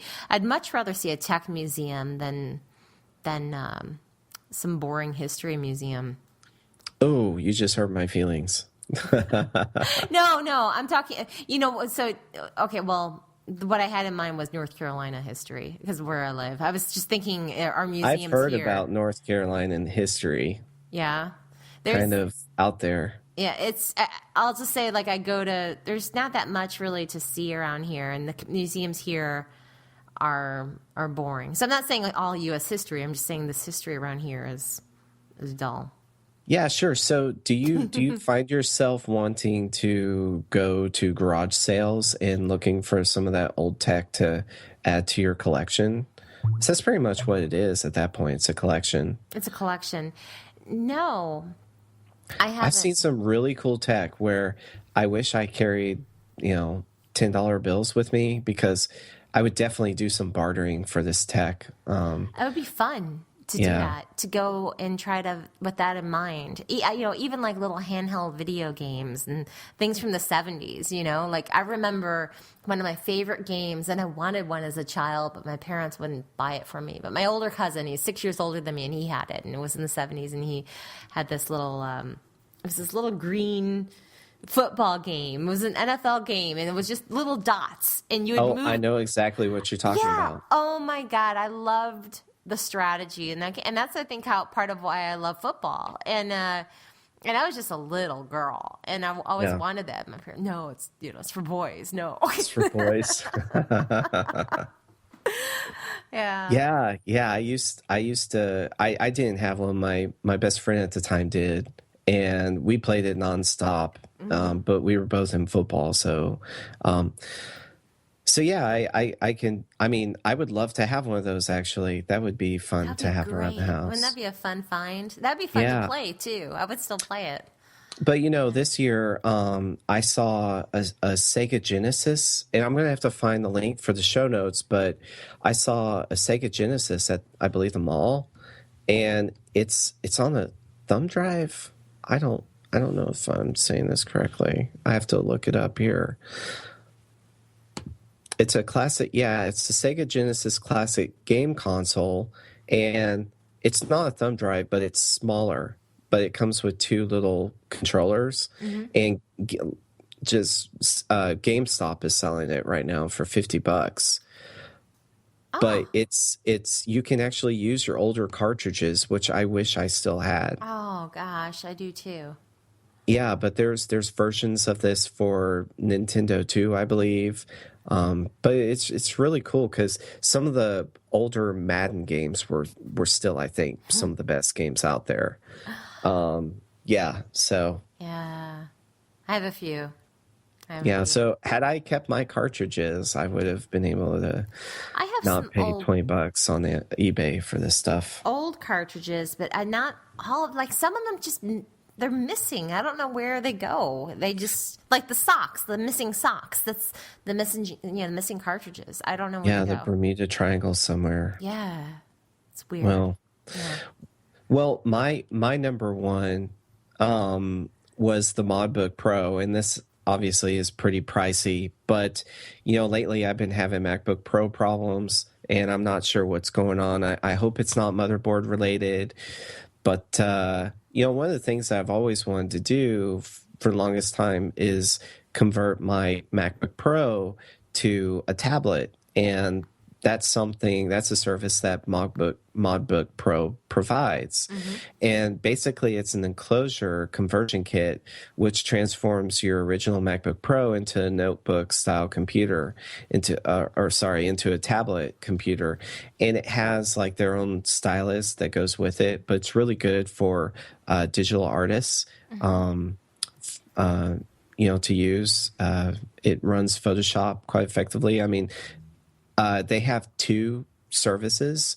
One is to take your existing MacBook Pro and convert it into a tablet, and that runs you anywhere from $17.99 and up. And then you could also purchase a ModBook with an enclosure. And I don't suggest that method. It's running around $26.99, but doing it that way, you're kind of stuck with a recycled MacBook Pro, in my opinion. That's probably how they do that. So I'd rather give them a machine with my specs, which I've already updated the RAM and stuff, and just have them put an enclosure around it. But it's pretty cool technology. I suggest, not throwing away your MacBook Pros and converting it to a ModBook instead. Okay, so what if you have, I wonder if it would work with machines that might have issues, like, well, maybe not. I'm just thinking, I have an old iBook, and the one thing with this iBook is, for whatever reason, it would just power off, and I could not fix it for the life of me. I took pieces, I did everything I could within the internal specs of that computer and changed things out, and I still can't figure it out. And it will work, it turns on, then all of a sudden it will just and I don't know what it is, but I feel so bad because I made my wife throw away her iBook. I wish I kept it. See, I don't want to throw it away. I still Makes me sad. I still have it. You still have it, so you obviously want to repair it. Now I'm looking. I can't looking for you. I don't think they convert the old iBooks. No, they probably don't. But oh well. But I think it does have FireWire, doesn't it? It does, yeah. So if it has a problem booting up, you might be able to buy an external bootable drive for it. I don't even think it's the hard drive. It's because the hard drive, well, maybe that would work, the external. I did replace the hard drive. I replaced the RAM. I replaced something else. I don't know. I forgot what I did. But it was, I think it's the motherboard. Maybe. Okay. Well, that I think would be an interesting email for ModBook Inc. to answer, and I'd be curious to see if they can salvage it, because that would be a cool use of the technology.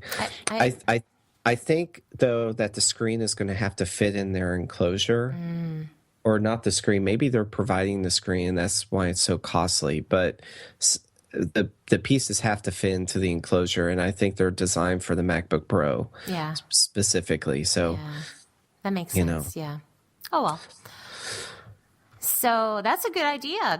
It's costly, but that's a neat idea for your recycled tech. I like it. It's costly, but for the price that you spend on the MacBook Pro, I don't recycle my MacBook Pros. I give them away to family members, and I still have one family member now that's using my MacBook Pro from 10 years ago, which is kind of cool. But it would be a cool way to use my MacBook Pro currently, if or when it decides to hit the that would be cool. Very cool. What would you have for number 2? So this, it's not, you have cooler things than I do. So this one was just to use your old CDs as Christmas ornaments, since it is Christmas time, or as coasters. So I can imagine your Christmas tree. When I saw this, I was thinking, oh man, she has computer chips as ornaments, motherboards as maybe on the ground somewhere. Some old cell phones hanging from the old cell phones. For the garland, I use cables around for the garland. And that's cool. Ethernet is garland. That's garland, cool. yeah. And that would be kind of unique, right? That'd be different. That would be a techie tree. I like that. I like this idea. That is a good idea. Yeah. So yeah, that's a very big, and of course to use them as coasters as well. And we used to, when I worked at the radio station, we used to decorate our Christmas tree with the CDs, because we had so many CDs, and it was really cute. So. Well, I'm sure you can glue the coasters if you want a good sturdy coaster, because I'm kind of into the collectible coasters. But like one I'm using right now is made out of copper, so I like the sturdiness. But yeah, the CDs kind of strike me as flimsy and a little bit flimsy, yeah. Yeah, but if you glue them together, I'm sure that kind of would be. Yeah, glue a couple together. Yeah. Yeah. Question is, which ones do you glue? You would want, yeah. See, I don't want to, the ones that I like, I wouldn't want to, That's what I figured. So, the suggestion would be to go to either, garage sale, get some junky CDs you don't like, or go to, any of those music stores that sell those used ones for cheap, so you get them from there. I still have my favorite PC CD-ROM games, and I've been able to keep those over the years. And yeah, it's so cool because I know the creator of the game that I was such a big fan of now.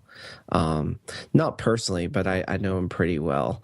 And I haven't told him this, but I still have the original 80s CD, or 90s, I think it was 96 CD. Yeah, so it would be cool to do something with it and ship it to him to have him sign. Yeah, that would be cool.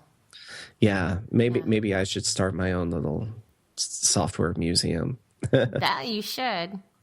Yeah, well, on my number 2, I was thinking that you could polish up your PS3 or your older Xbox, because everybody's probably getting an Xbox One or PS4 sometime in the near future.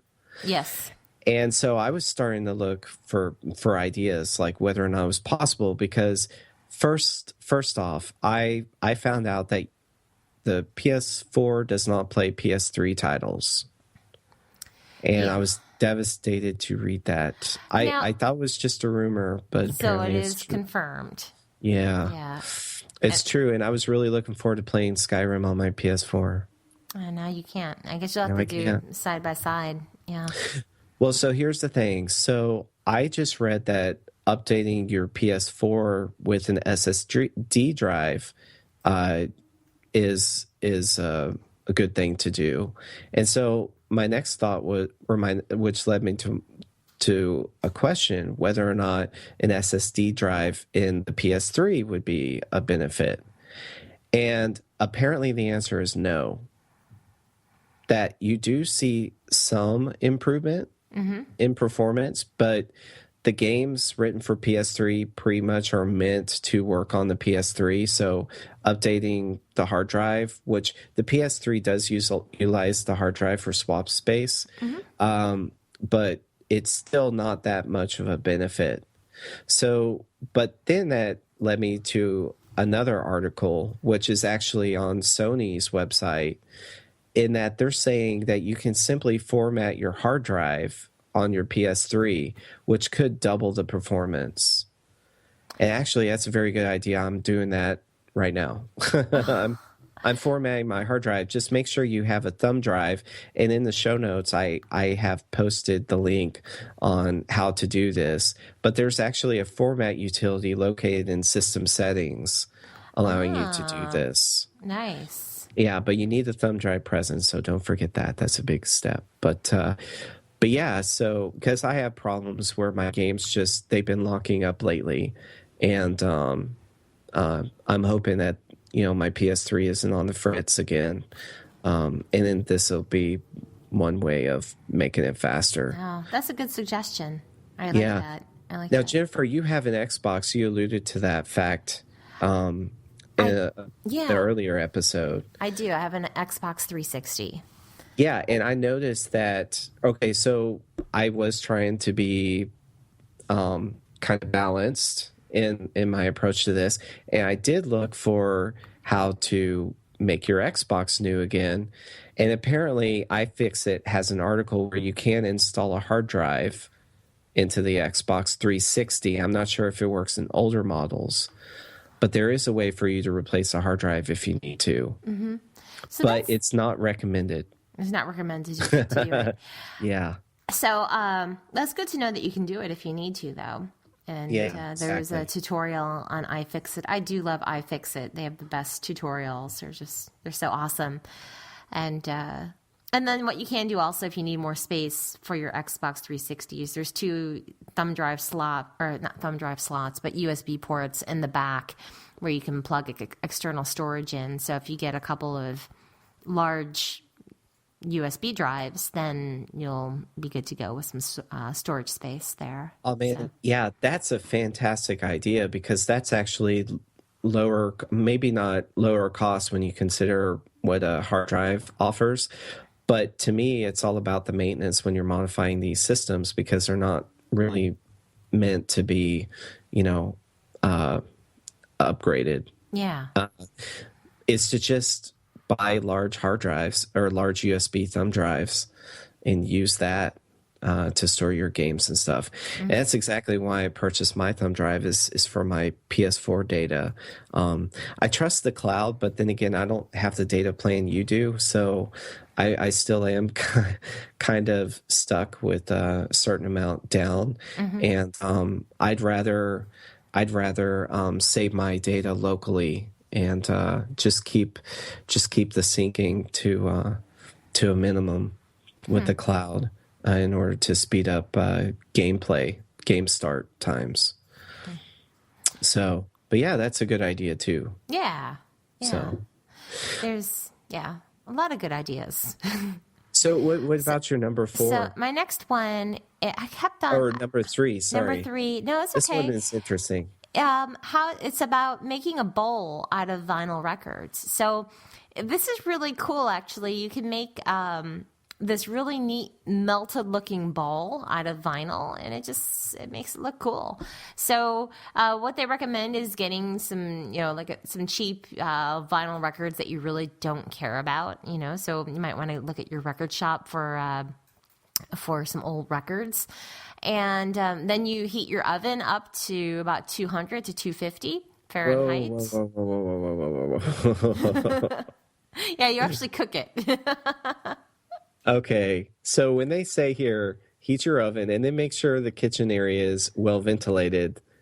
Okay, that's where I got a problem. Yeah, but imagine that you'd be breathing some plastic fumes. I have not done this, so I would open up the windows and run the fan. Yeah. But I saw a picture of it. I don't think they have a picture on this one, but I saw it on another website, a picture of it, and it looked really cool. It's an awesome idea, but it's like, there are special ovens to make this kind of stuff. Just thinking about clay or traditional pottery. And would you mind reading number 3? Number 3. Some of these steps are wild. Number 3 says put a 1/2 pound of dry beans into a linen or muslin bag. Tie the bag just like a beanbag toy so that it has just a little give to it. And then number 4, set your single oven rack to a low position. And it says you want your bowl to form as close to the center of your oven as possible. So you want to put it in the center, I guess. Place a heat-proof bowl into a larger pot to stabilize it and set the pot onto a baking sheet. Okay. Then carefully center the vinyl record on top of the bowl. In the center of the vinyl record, place the bag of dried beans. You can also use a can of vegetables to get a flatter bottom. Just keep an eye on the process so that the flat bottom remains centered. Put this into the oven. Keep a close watch because each vinyl starts to flop at a different time. It usually takes 4 to 8 minutes. Then it says take out the whole thing out of the oven, wearing mitts, of course. Once you notice some real flopping going on, you will only have a few seconds to adjust the angle of the bottom and general shape of the bowl. This is why you need to watch it closely as it molds. and then put your record into another bowl and shape it around that, or you can hand mold it. Sometimes you might not like the way it looks, right after you take it out of the oven. If so, skip the molding. Oh, no, sometimes you might like the way it looks. I'm sorry, it says. And then here's where you get creative. You can wear leather gloves as this bowl is hot and you can't afford to drop it. So put in some folds or some rolls and make it to resemble a flower or whatever you see in your mind. Let it cool for about 15 minutes or so, and that's it. Wow, that is awesome. But at what point do you take out the beans? I don't know. It didn't say that. It doesn't. These how-tos always miss the most important step. Yeah. Because I'm thinking, they just wanted a cool bowl with beans. It's like a meal and a souvenir to go with it all at once. Yeah. So this is where guys just go crazy because women, I think, pick up on this kind of thing. Like, I'll remove the beans at step 5. But I don't think guys really pick up on that kind of thing. And I could just see myself with this bag of plastic mush from the beans, and then the beans are cooked, and then this vinyl record what a mess. I could see it being a complete mess. Yeah, that was a neat idea. When I saw another picture of it on another website, it was awfully cool. So this would be a cool project, and I'm interested to see if people are already selling them already on Etsy. Oh, maybe they are. Yeah. Are you looking it up? I'm looking it up right now. Yep. Bowls. Let's see. Vinyl bowl. Vinyl record album bowls. Yep. On Etsy? I would rather buy them on Etsy. How much are they on Etsy? $25. Yeah, here's a nice picture of one I'm looking at too. They look cool. Yeah, they really like do them. look cool. Like I could totally see myself.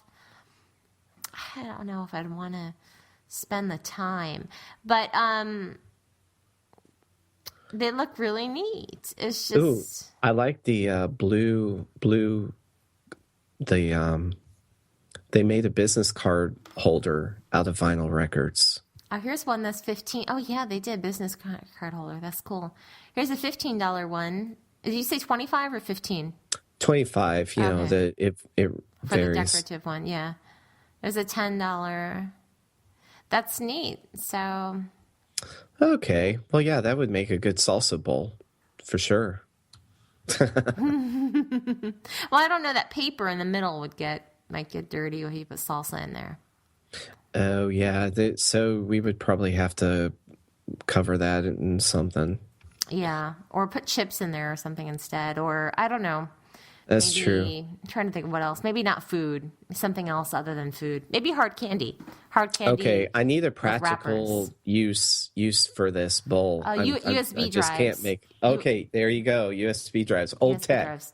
Old tech. You put your old tech inside. I was trying to look for what to do with your old camera, but unfortunately you couldn't find anything. But this would be a perfect thing. Just put your old cameras in this bowl. Put your old cameras in the record bowl. Yeah.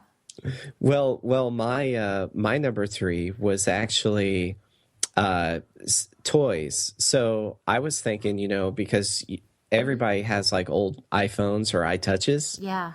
And I've been seeing lately that you can buy these kind of toys that take advantage of the smartphone, but the toys are not are for like. The toys are intended for like your niece or nephew, and they may not have a smartphone. And so I was thinking it'd be great to send off these toys along with your old smartphone. Of course, you would have to wipe it, wipe all the data from it, just reset it.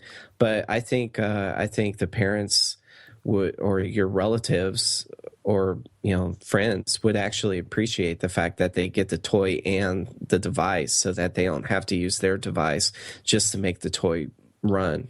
No, I think that's great. So what kind of toys are you thinking? I mean, I even think just even a cell phone as a toy by itself is good for those little kids.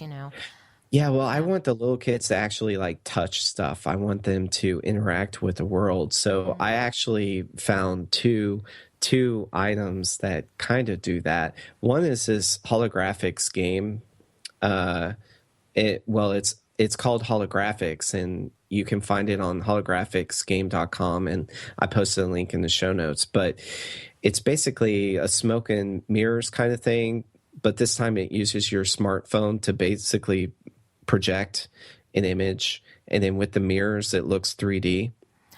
Neat. But then at the same time I remembered interacting or playing this arcade game that kind of employed the same technologies, Mm-hmm. and I still remember it to this day, so I think your kids would think that it's really cool.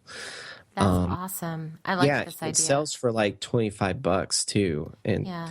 if I was a kid, I'd like to play with it. I'd like to play with it too. I'd like to play with it as a grown up. Yeah, well, hey, there you go. You have the website, so if you decide to purchase it, post it on the Google Plus page because I'm definitely interested. And Very then cool. there was also like a stuffed animal where you you place the smartphone into the stuffed animal, and then via an app you can actually talk to the animal. I mean, the animal becomes Ah. responsive to you. Is that this you bully? Yeah, yeah. So that's the Ubully, or yeah, ubully.com is where you can find it. That's Oh, do you nice. hear that? I actually have video running. I don't hear it. No. Okay, good. Yeah, it's an ad. But It's anyways, yeah. So the website it's is cool. ubooly.com. That's correct. Yeah. Yeah, and the plush toy responds to the kids, so I think that'd be really cool. Yeah. So yeah, so now don't just send the toy, but also send your old devices so you get it off your hands, and maybe some other people can make some use out of it. Good idea. I like that. Very So good what idea. what do you have as number 4? Nothing too clever on this one, but basically using your old devices to stream music or to use it as a VoIP device.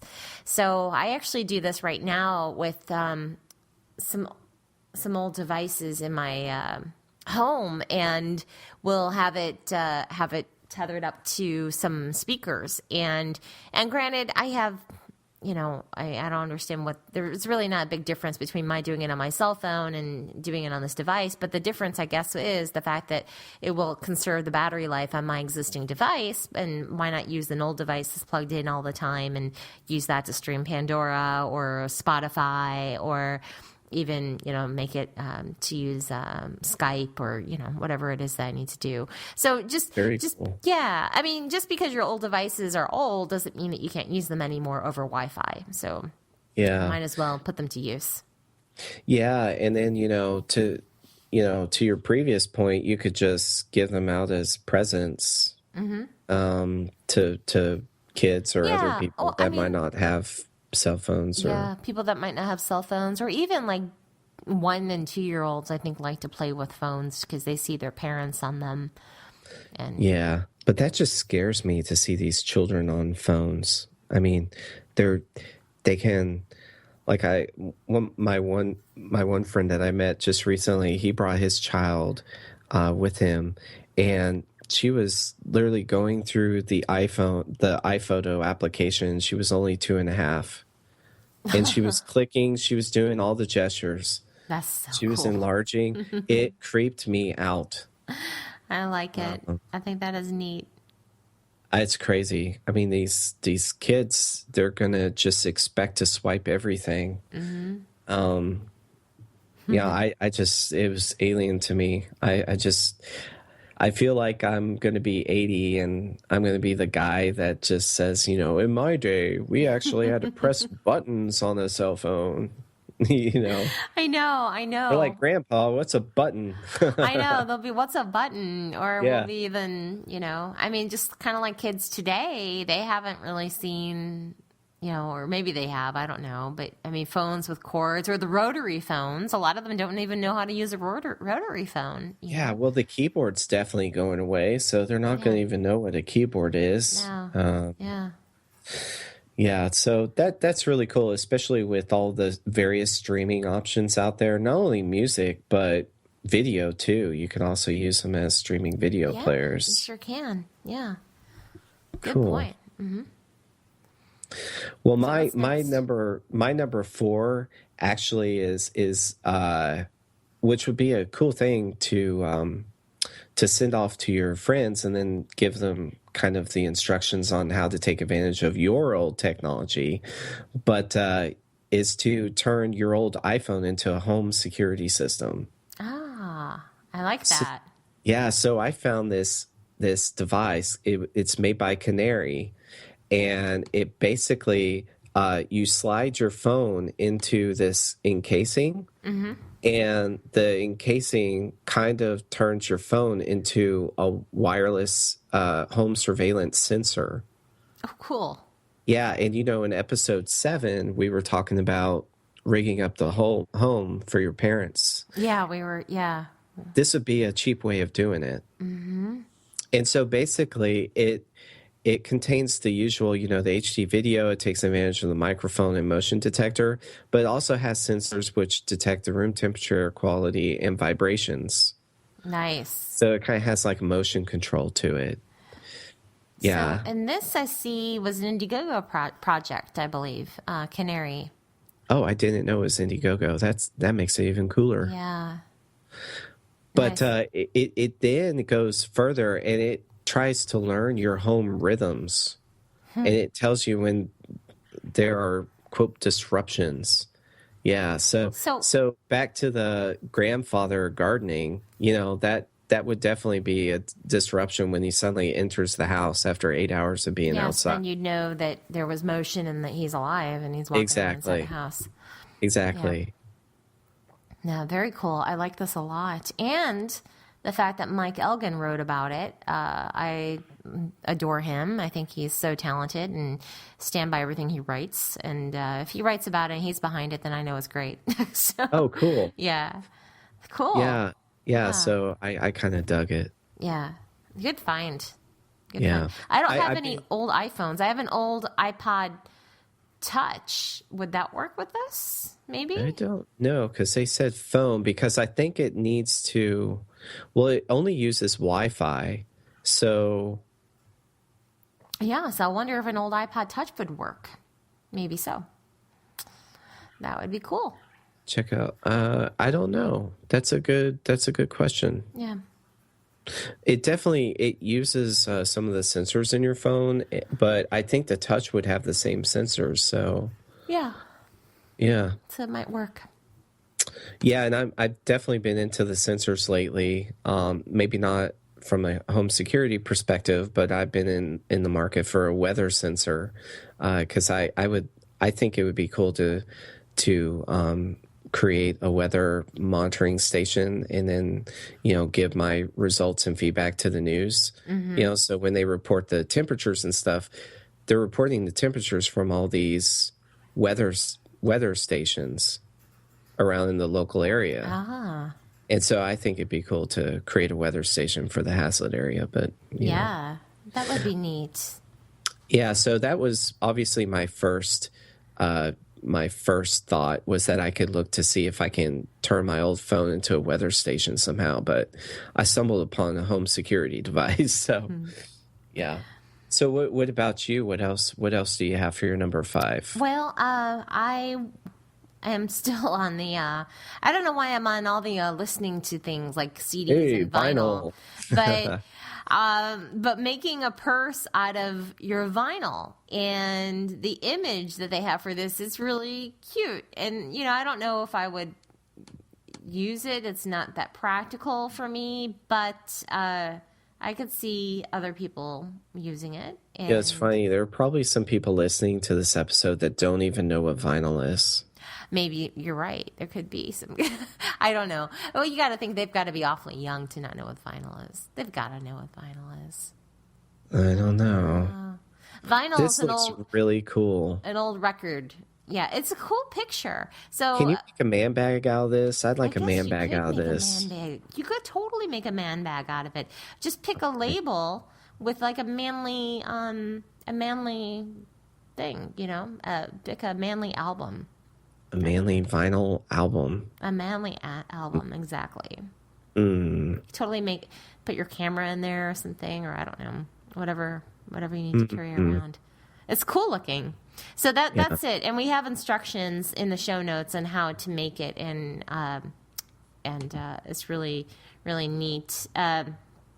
Also, on that same website, they talk about the VHS table, which I mentioned earlier. Yeah, I just noticed the large VHS table, and this guy is clearly not married. That's, my brother probably has that many VHS cassettes. I would think he has a lot.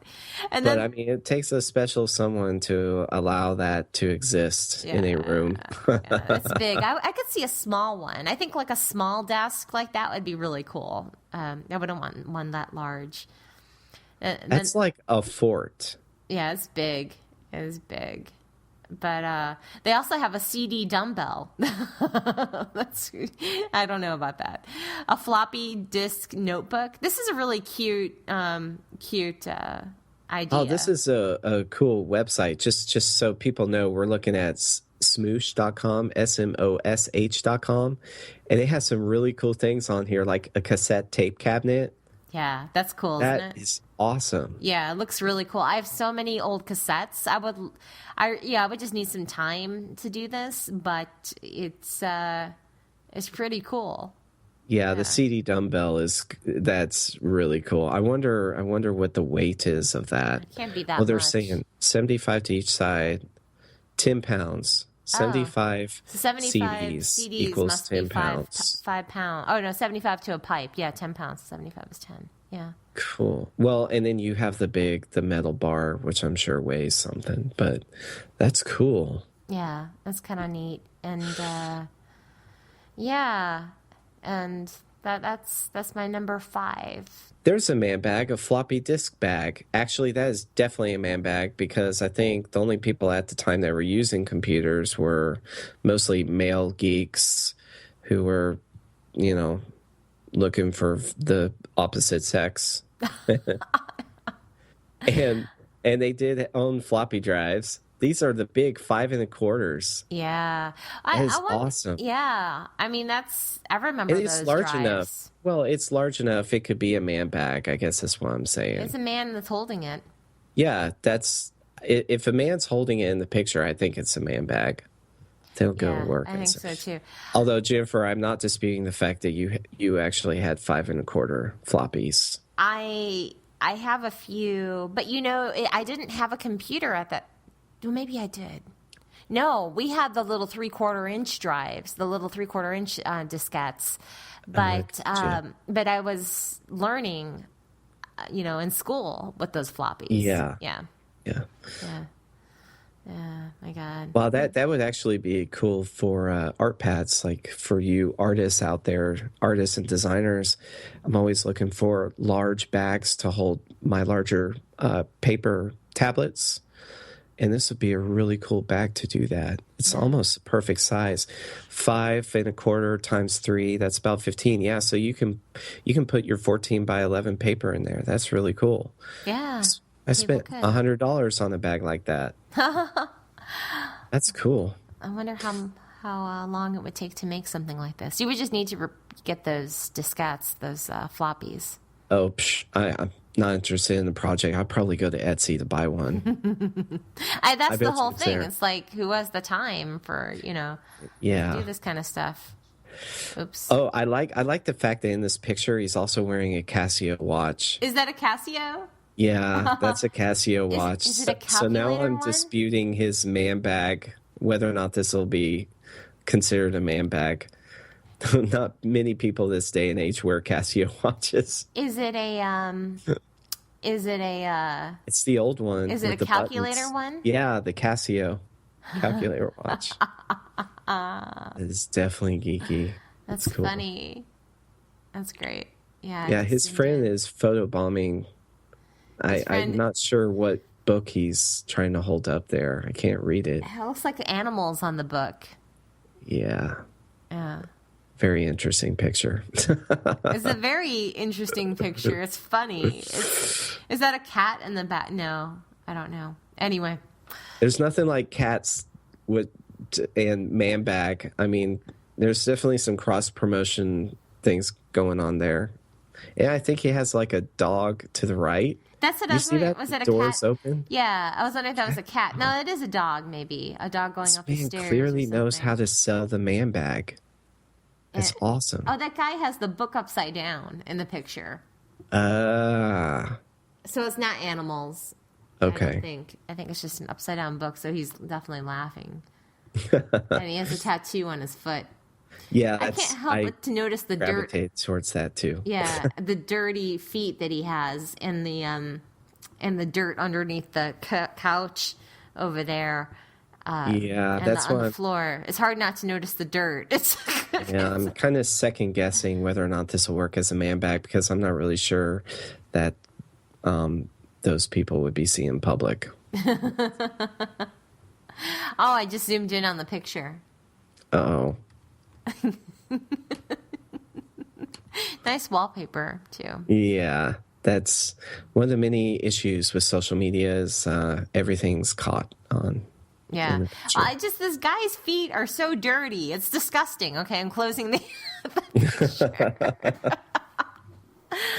Well, for my number 5 though, just finishing this up. Mm-hmm. My number 5 is turning your smartphone into a digital door viewer. Oh, I like that idea. Isn't that cool? Yeah. Now How you does that have to work? check out the YouTube, and we're going to be posting this in the show notes. But it's literally instead of a doorbell, it's a smartphone, which is on the outside, and you ring it, and it has the option. I'm not really sure if you have to keep your cell phone plan with this device or not, if it uses just the house internal Wi-Fi network. But it calls the individual if they're not home or if they're away. So you go to the door, and in the video, he rings the doorbell, the individual isn't home, and it instantly calls him. Interesting. Yeah, so if you're at work, no, I'm at the office, but I'm about to get home. Just wait 5 minutes. I could really see that working. I mean, I could Yeah. really see the practical side of that. Yeah. This is neat. Yeah, and I think it comes with its own app. So, you can leave a message if you want to. I definitely see people going door to door, kind of taking advantage of these systems. But then at the same time, I can use that same system to report whoever comes to my door who shouldn't be. Yeah, I wonder if does it also record everyone that comes up to the door, or I don't know if it records everybody because in the example that I saw, they were physically touching the device in order to ring it. Gotcha. I like it though. Digital door viewer. Yeah, that's such a good way to use an old device. Yeah. Very, very nice. And they're different. They're like, I'm looking at their website right now. It's on Digital Lock's website, and they have different applications for these devices. There's a smartphone setup, and then there's also this this one of their lock products, which is attached to the physical door handle itself. And so apparently there's like a passcode that you can use for these doors too. It's basically making your door into a smart door, one where you can leave messages. And I'm not sure if there's biometrics involved. I guess that's what I'm getting at. I'm trying to see if there's some type of authentication, like if you could add retinal scanning to a door, which might be pretty cool. So I thought that would be a cool use of That's an a old- cool use. I like that. I like that a lot. Oh yeah, it does. It has motion detection. It will record wherever. Yeah, it does. It will Okay. record whenever strangers wander into the corridor. You can That's set a great. time limit to record. That is great because then that way I can see when my UPS guy or FedEx guy come by. And Oh, yeah, the that'll be mailman. an interesting video. Yep. Cool. Very cool. So I have one last final thing, Okay, what do even you though I'm not have? supposed to, is just to open up your own Radio Shack. So my garage has so much old tech, like old RAM and old CDs and cassettes and old monitors and old computers and cables galore and just so many parts and I don't know what I'm doing with it all. I just every now it's like somebody will ask me, "Hey, do you happen to have an HDMI cable, a spare cable?" Yeah, sure. And I go into this bin and I have it, Or do you have this? Do you have that? And I end up having these.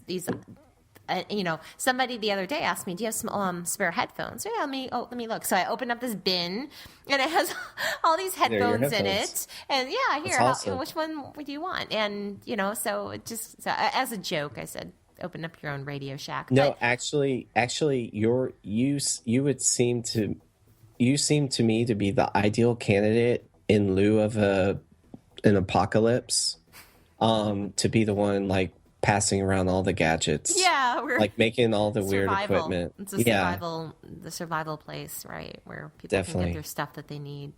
They can make things out of it. Yeah. Yeah. That's awesome. So would you plan on selling it, or obviously I'm looking for an angle. Selling my the Yeah, the items old that I have stuff, in my yeah. garage. I'd probably give it away to friends, people I know and stuff. But I don't think I would sell it to. I mean, yeah, I guess if it's stuff that could really make money, maybe I would. It's hard for me to even place value on things. I don't know. I'd rather see my stuff go to people that I know are going to use it and value it rather than So just a so stranger. do you collect the boxes as well? Do you still have the Some of the boxes? I have all my old Apple boxes. Oh, that's awesome. Yeah. With the old artwork on them, because I think some of the best box design, artwork wise or illustration wise, are the old Atari games. Yeah. Because they have the custom illustrations.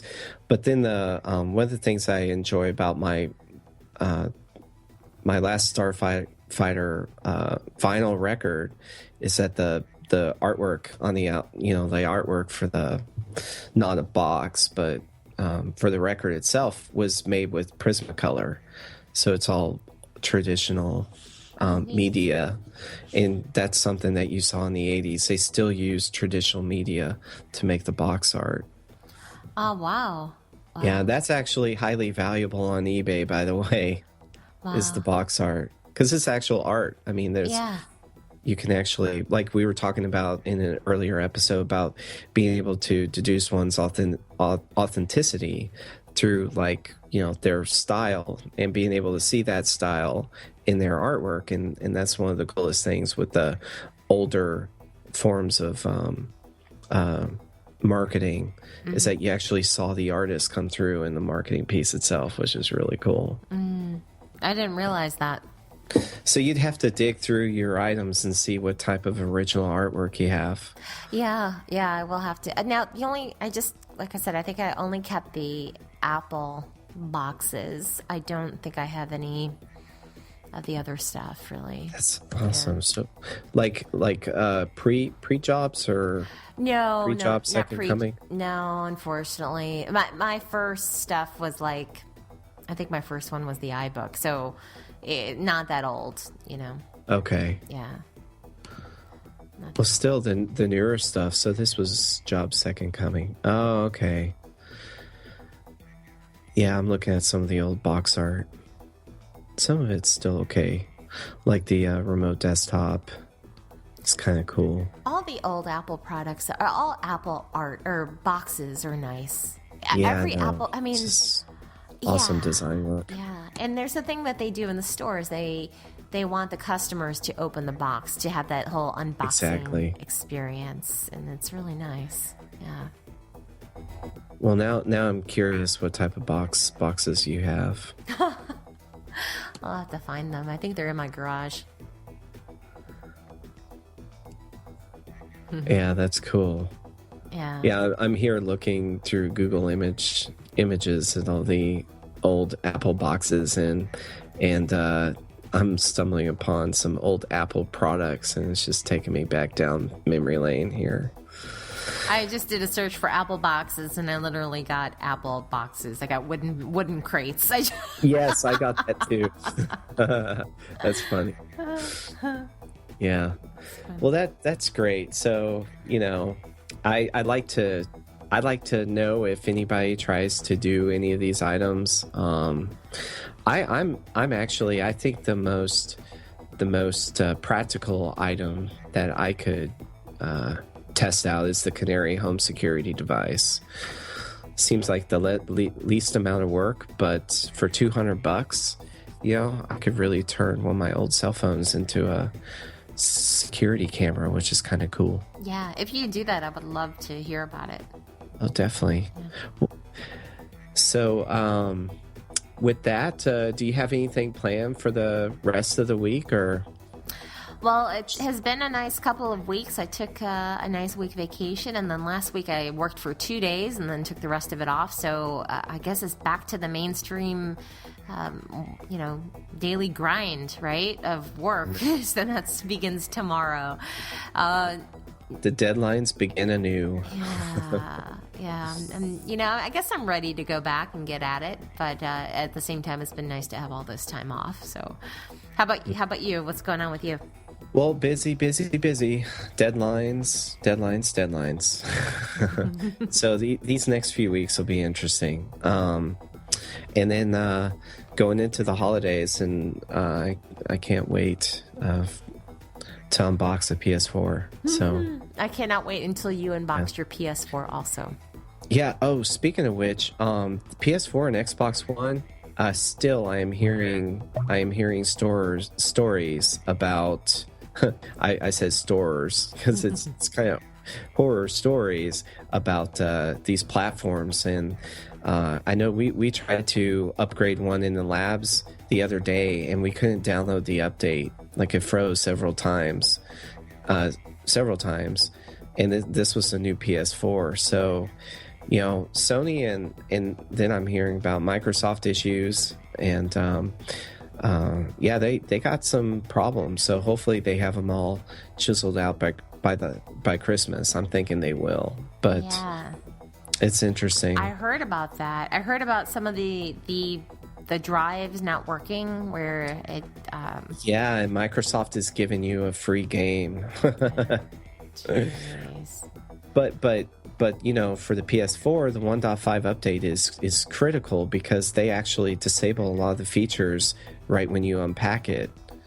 And so if you can't download 1.5, you can't do video streaming. You can't do anything with the camera. All of that is you literally, right when you unpack it, you have to update it. Wow. To take advantage of some of this stuff. Wow.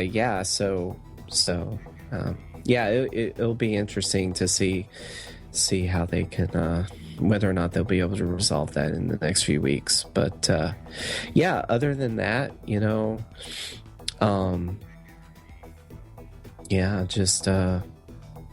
we'll see. I mean, we had some tragedy occur.